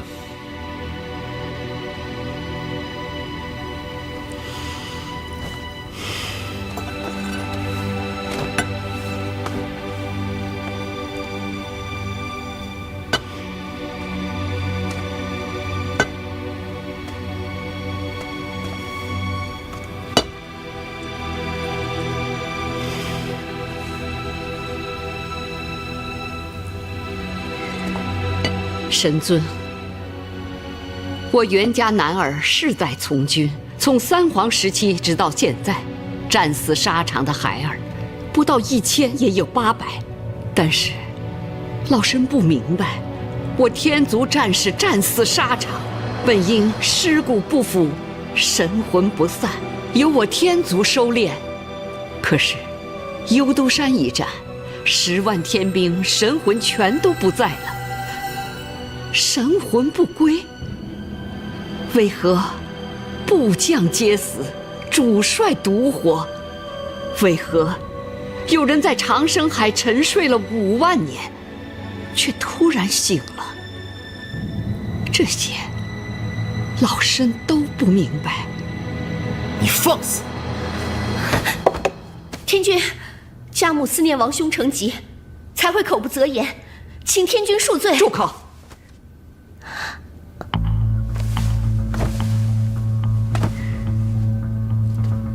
云峰上神，老身是请神尊解惑，何错之有？是在质疑本尊在神魔之战中懦弱怯战，还是质疑本尊害死了10万天兵，毁了他们的神魂骸骨？又或者是怀疑本尊如今已然入魔？九臣，慎言，请神尊慎言。老身不敢。死，我袁家男儿不怕，但要死得清楚明白。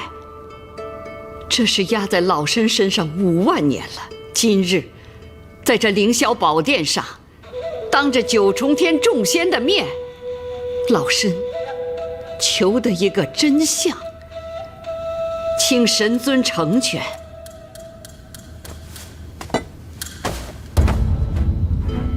请天君成全。母亲别说了，我们袁家所有的男丁，为保天族，战死沙场，骸骨全无，神魂湮灭。难道老身问都不能问吗？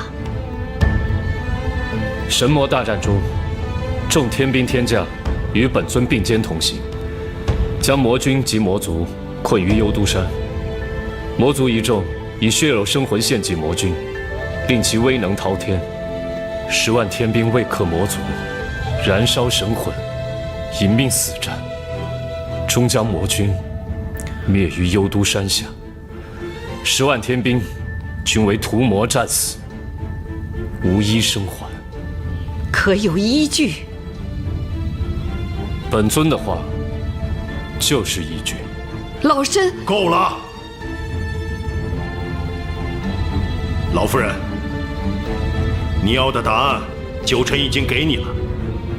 你若纠缠不休的话，休怪本君治你一个咆哮天宫之罪。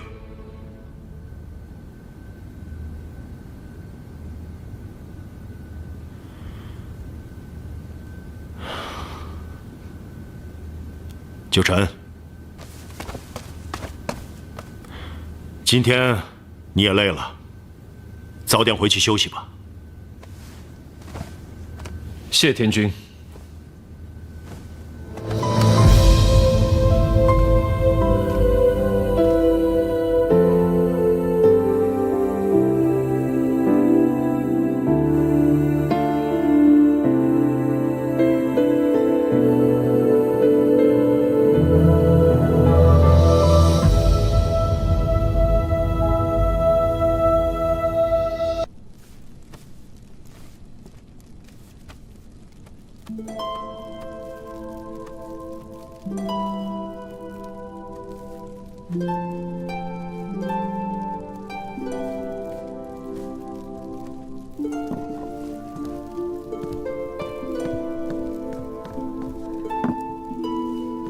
神尊，请喝茶。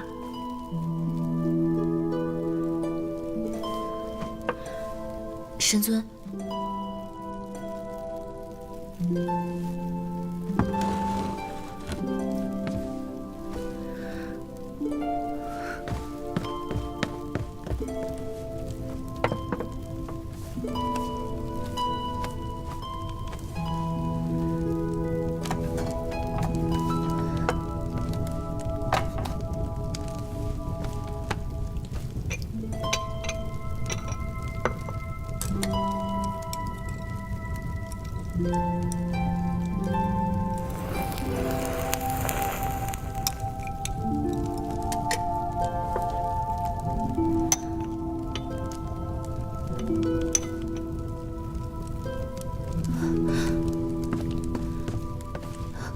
神尊手炉。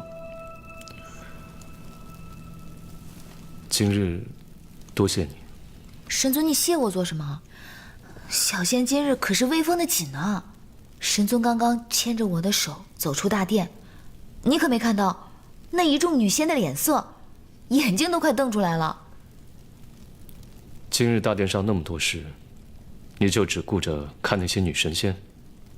术业有专攻，大事嘛是神尊这样的大人物做的，我只是一个小小的小仙，大事不能参与，那就只能自己找乐子了。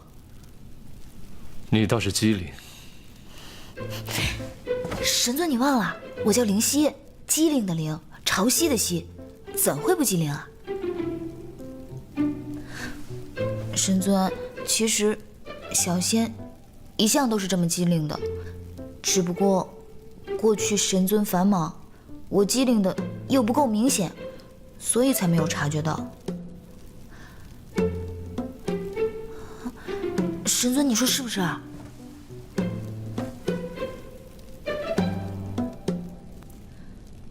哦，还有，我也是到了天宫才知道，原来这天宫的神位竟然这么抢手啊！哦，除了侧神，还有斗神、爻神、穷神、床神、瘟神。穷神分为上穷神和下穷神，床神分为床公、床母，那瘟神就更厉害了，分为春夏秋冬四方瘟神，还有中间总管的中瘟神。怎么什么神位都有人抢啊？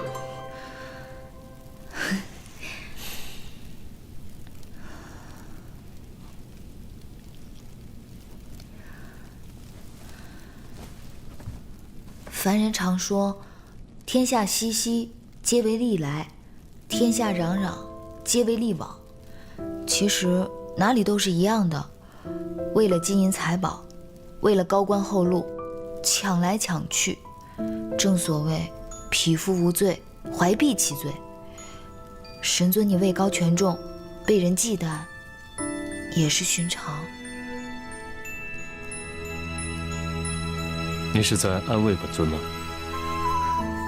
不是，我是在安慰我自己。神尊被人污蔑，我气都快气死了。只可惜，我只是一个小仙，地位低，法力又弱，不然我一定要打爆天雷那老头，踹扁袁家那老太太，方可泄我心头之恨。神尊，你笑了，我第一次看你笑。你下去吧。神尊不用灵犀陪你聊天吗？那灵犀先走了。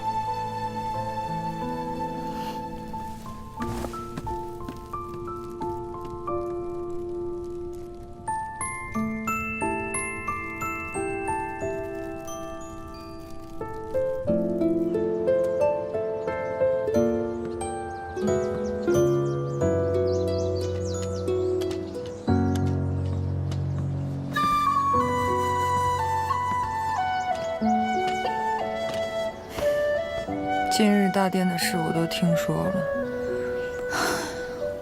可惜我不在殿上，可惜我位卑言轻，可惜我已是女儿身，可惜我法力低微。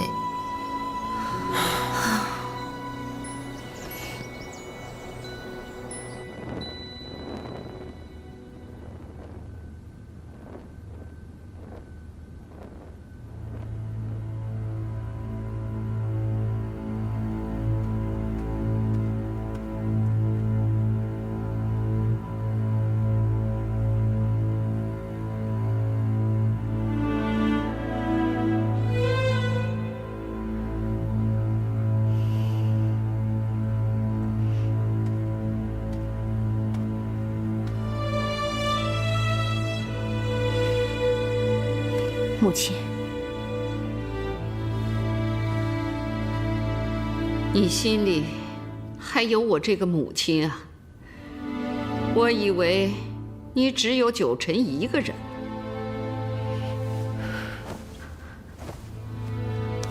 请母亲息怒。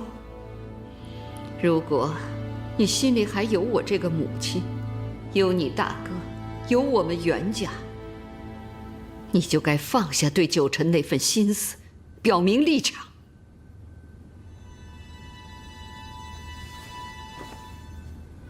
母亲，既是战事，又怎能毫无伤亡？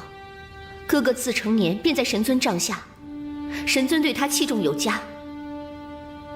哥哥的死，不是神尊之过。不是他的错，难道还有他人吗？你也是军中部将，我天族战士哪有一次全军覆没，唯独主将独活，以至于神魂湮灭，骸骨无存。他9成的命是命，我10万天兵的命就不是命，我儿的命就不是命吗？他以为龟缩在长生海，逃了5万年，就可以一笔勾销了。哼，妄想！你哥的仙宝可如云峰胡言那般染了魔气吗？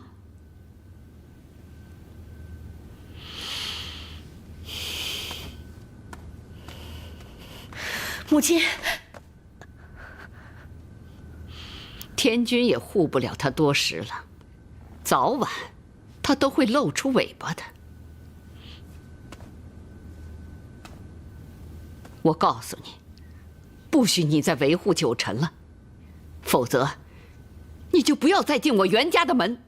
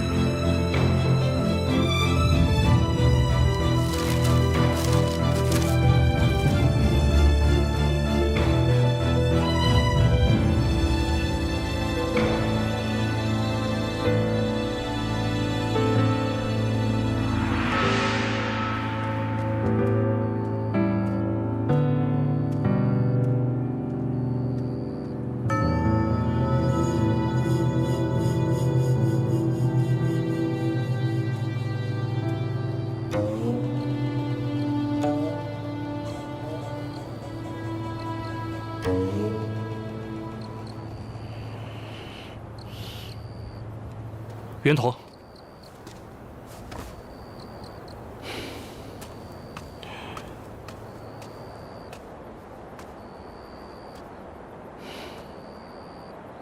你真的想好了吗？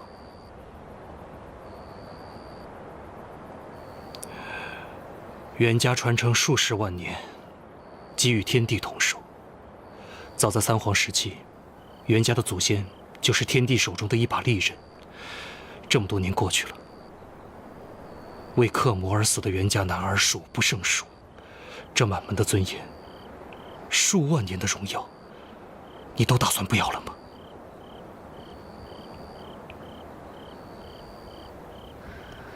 你都知道了。你我相识这么多年，你的为人，你的一举一动，都在我心里。你内心的挣扎和矛盾，难道我还不了解吗？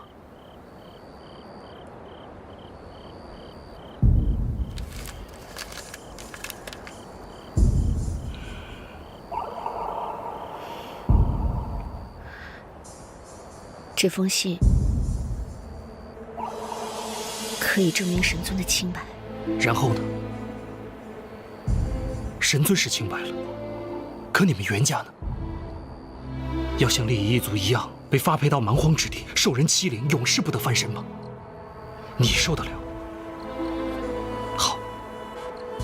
就算你受得了，你母亲呢？你族中的弟子呢？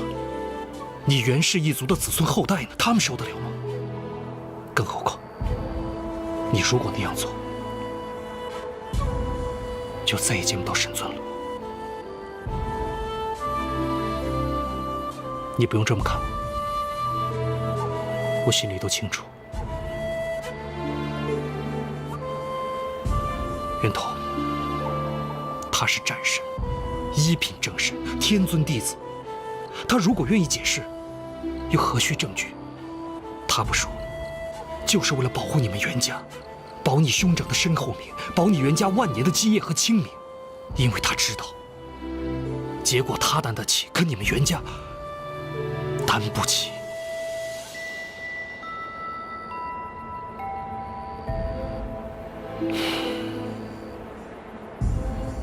如何抉择，你自己选。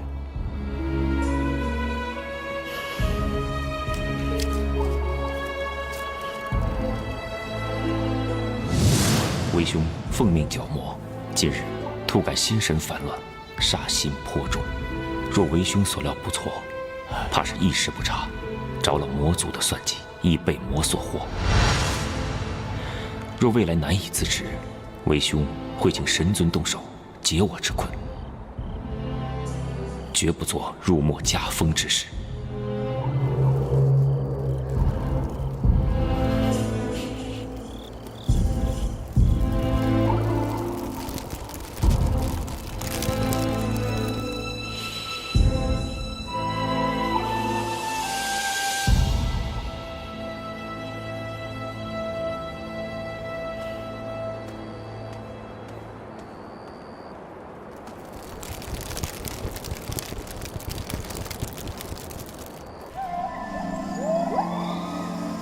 这么说，众浩一族这次是无路可走的。国主已经对他们很恩慈了，这次天族插手，我们也没有办法。他们的本性是好的，先祖犯的错，不该算在他们头上。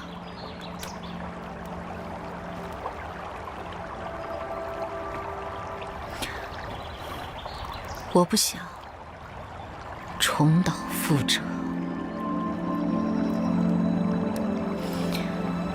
你代本君上个奏章，看能否在天君和战神处代为转还。君上慈悲，但为了众浩这件事情开罪天族，值得吗？众浩的先祖昔日也是战神的部族，九臣未必想置他于死地。退一万步，就算众浩当真要死，他的族人也不应该无辜受累呀。国主，臣知道了，我这就去办。不急，你身体不好，此番奔波可有不适？谢谢国主关心，一切都好。还是要好好调养，修炼上的事不能急躁。你的境界一直停滞不前，想必跟你太过操劳有关。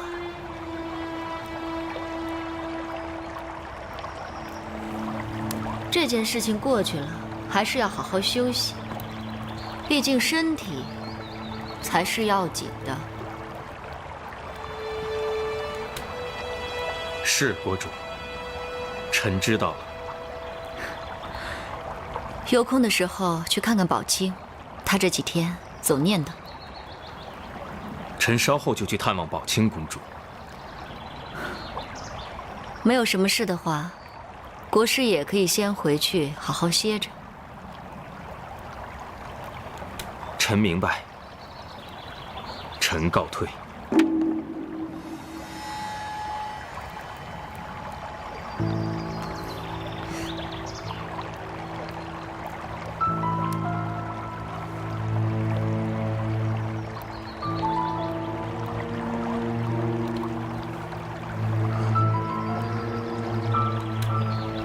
国主怎么了？是不是身体有什么不适啊？本君没事，国师退下。国主也要好好调养身体。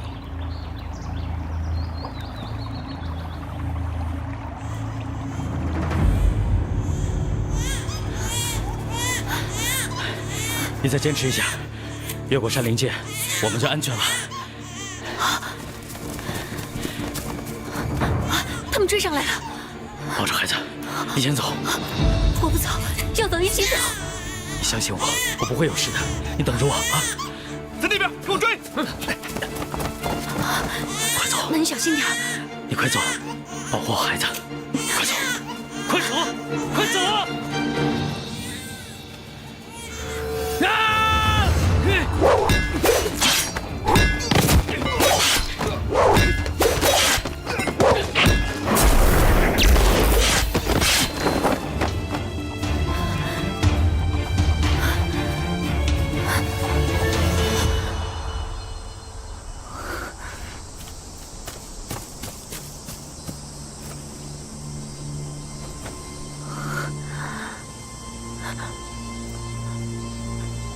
孩子，等着娘，娘去找你爹，很快就回来。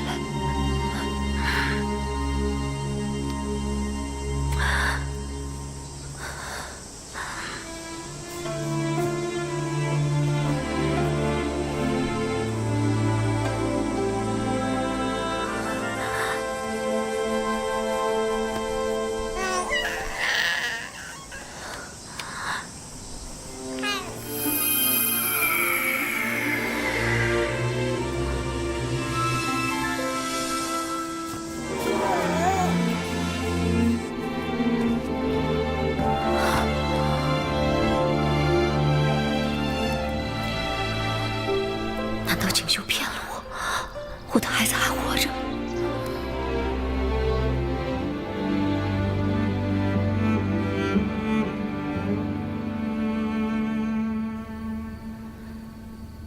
为什么他们说的跟我的梦境是一样的呢？梦哪里做得了真啊？那些人也是在冤枉神尊。不要胡思乱想。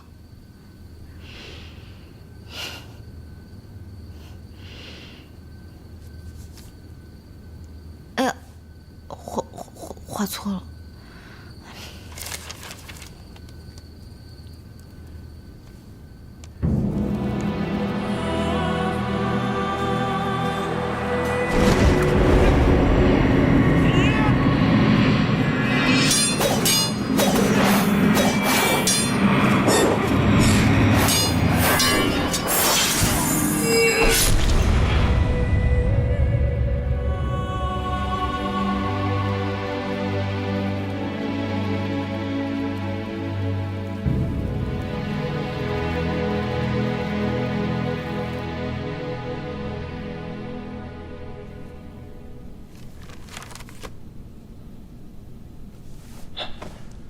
天君，还在苦恼九臣之事。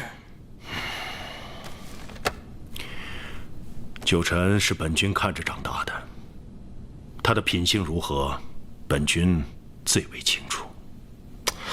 可现今所有的疑点都指向了他，他却连一句都不愿意解释，这如何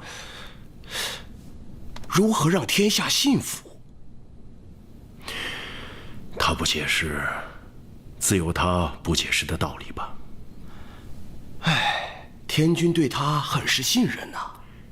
本君只是对人心看得清楚罢了。这几万年来，战神之位空缺，人心浮动，过于急躁了。那天君是不想追究了？本君是可以不追究，但是别人并不一定这么想。哎呀，九臣想扛下此事，这是他的选择，他要为此付出代价，本君帮不了他。与此相比，还有让本君更为操心的事啊！幽都山的魔气又重了。哎呀！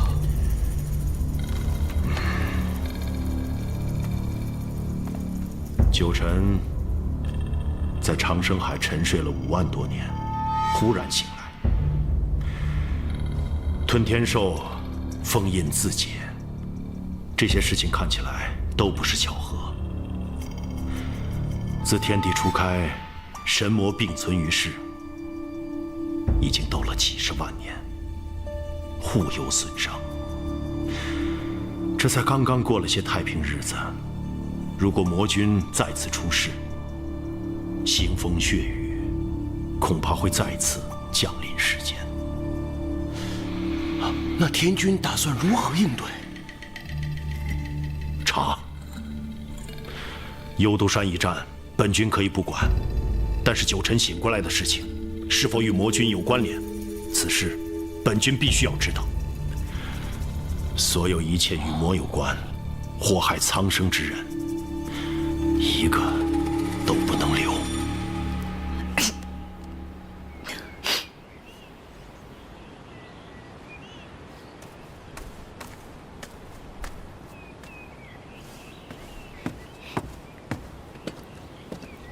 灵犀，你编什么呢？长生节。这哪是长生节啊？这也太丑了。我只看过，我没有编过。你会啊？嗯，当然会啊。那你教我。好呀。你看啊，要先这样，然后这样，看好了。嗯，这样。哦，这样啊。嗯。哎，对了，你编这个干什么？送人。哦，灵犀有心上人了。你别瞎说。还说没有？你看你脸红的。我那是热的。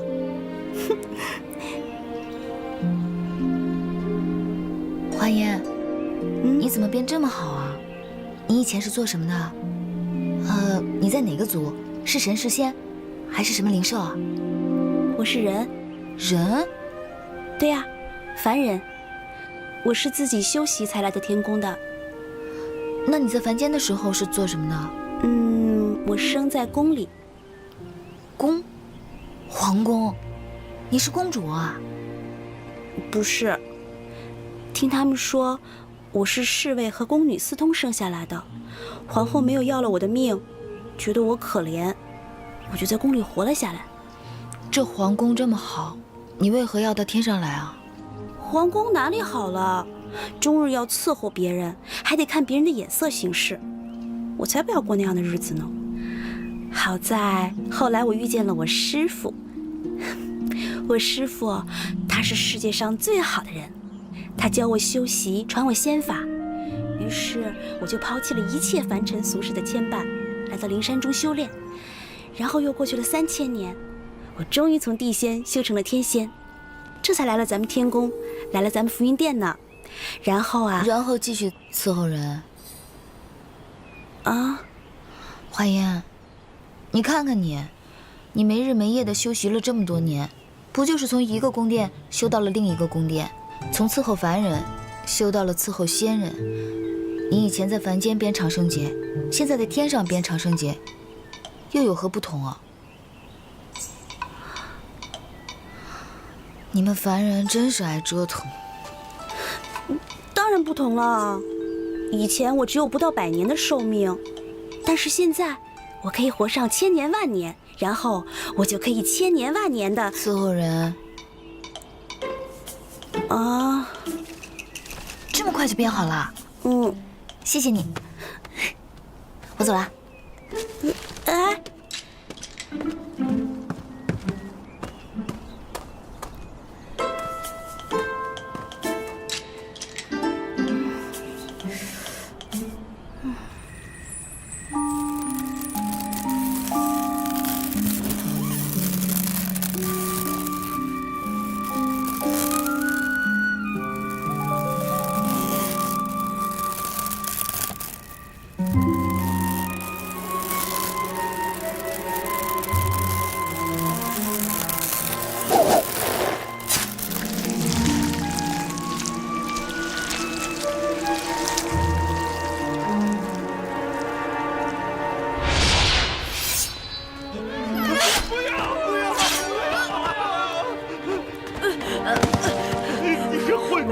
前途。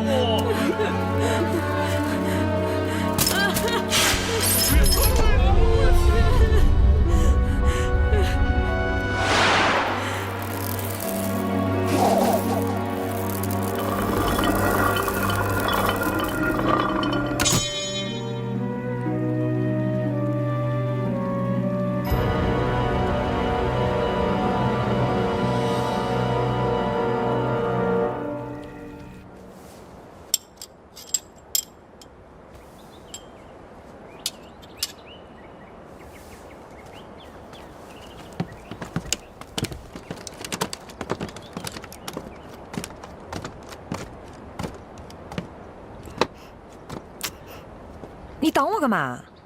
起开，挡得住吗你？起开！紫菱香雾道茶、翠玉参百事，这么多东西都没了，怎么不拿牌子去取啊？站在这儿干嘛？今天谁轮值？是百兴。人呢？说是家中有事，告假回家了。那你就不会去吗？13姐，几个大店我们都连跑了5、6趟了，可那些小仙不是推脱没有，就是管事不在。你是不知道，咱们浮云殿现在有多不受人待见，到处遭人白眼不说，还要受人冷嘲热讽。混账！哪个大嘴巴告诉你的？我去打碎他的！我打！13，你也做了5万年的女人了，你能不能别动不动就打碎别人的？啊！我去吧。算了，分我一半，我也去吧。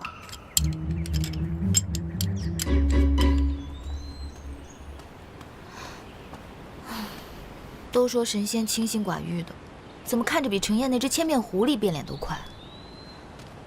当初一个个争先恐后的到浮云殿巴结，这才有点风言风语，就翻脸不认人，当真是可恶！看你往哪跑！哎，这位姐姐，这位姐姐，如果我没有看错的话，这只应该是凡间的小狗吧？没错。若是咱们天宫的神犬，又岂会这般无用？那既然是凡间的小狗，怎么会在天上啊？你又为何要把它放在肉桶中？是万灵院的小青鸾贪玩，跑到了凡间，正巧碰到这只小白狗，戏耍之后，索性给带了回来。谁知道这凡间的狗也太不中用了，飞到天上吓了个半死，带到万灵院又受不住神兽的威压，索性啊，我就把它放到万灵院充当神兽的口粮吧，能在神兽肚子里过一遭，也算是它的造化了。那怎么行啊？就算在天君的肚子里过一遭，那也算不上什么造化呀。这样，你给我，我来养，拿走便是。抱好了，它很皮的。多谢仙子。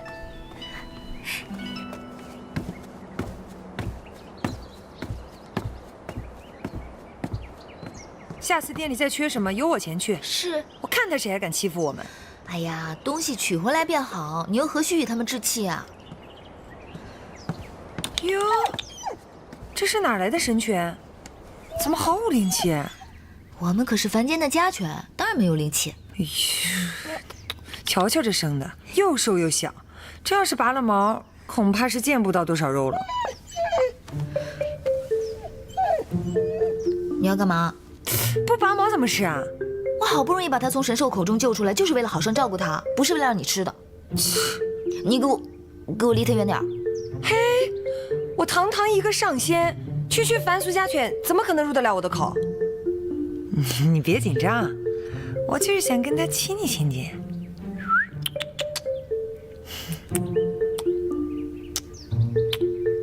不碰就不碰呗。谁稀罕？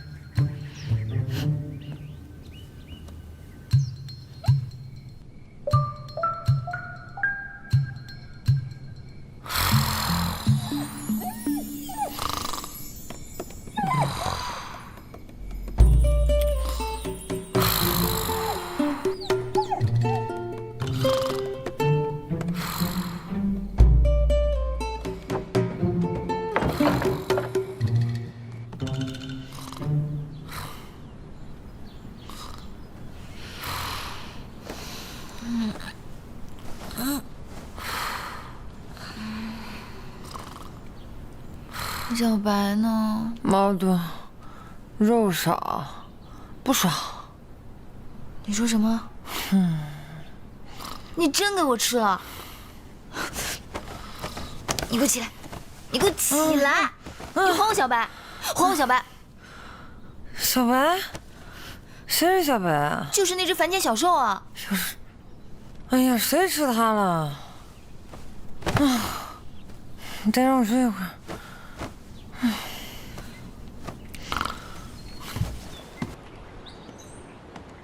小白，小白，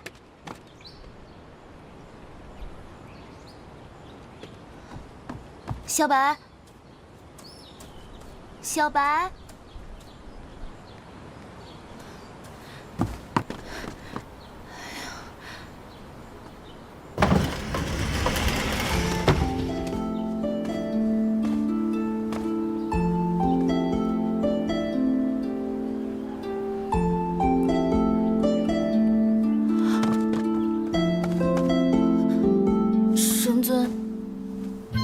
这是何物？这是一只普通的凡间家犬。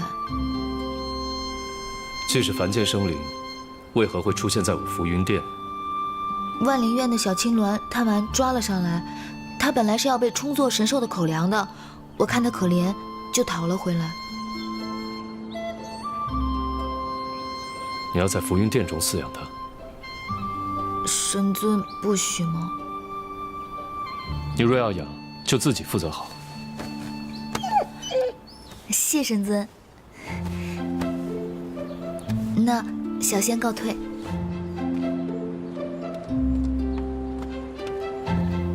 对了，神尊，最近天宫的风言风语，我是不会信的。我知道你是个好神仙。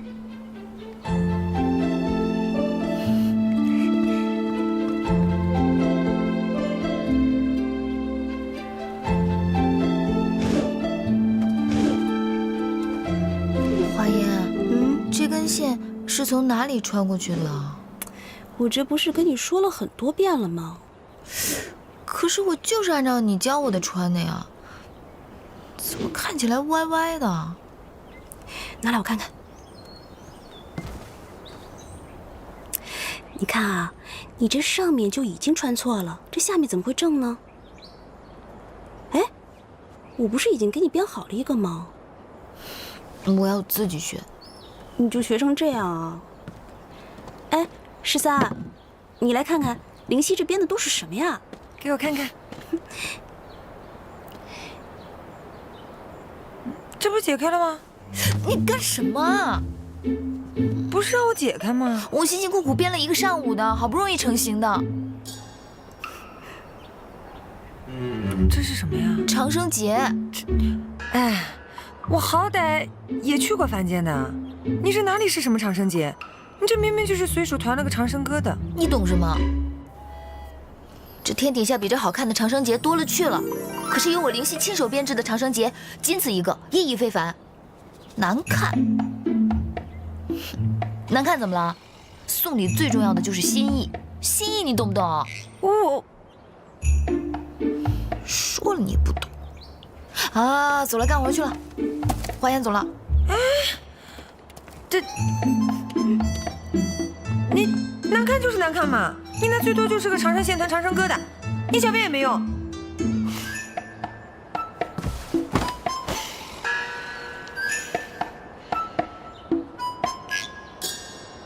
心意，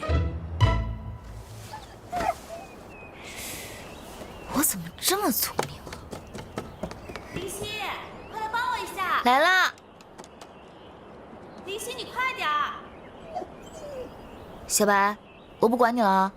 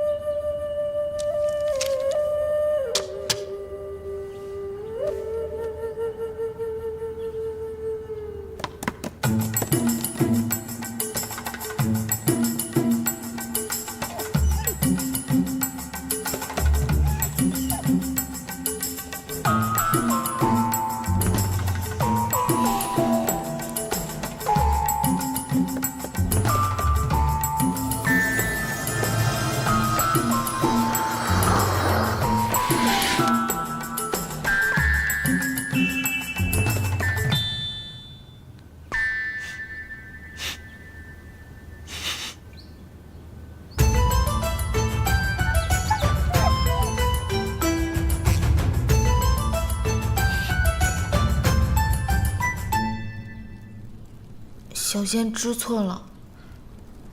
小白，他灵智未开，不懂规矩。小仙作为他的主人，没能照顾好他，便如何？便应该替他受罚。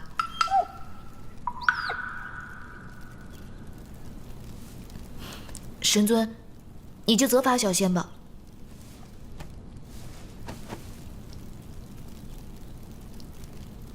接下来1个月，罚你每日来大殿清洁打扫。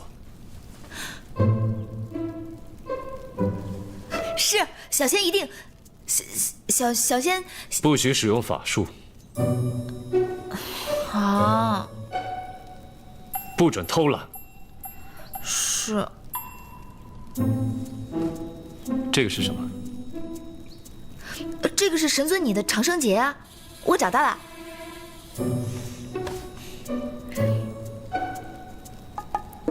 这个是假的，本尊要的不是这个。神尊，你的那枚真的丢了，小仙都快把整个浮云殿翻了个遍都没有找到，神尊你就饶了小仙吧。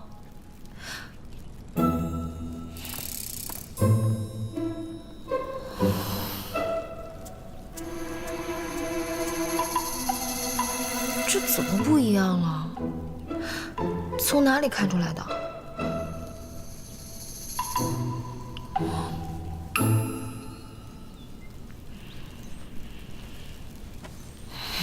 小白，你可真厉害！你竟敢在神尊的鞋上撒尿！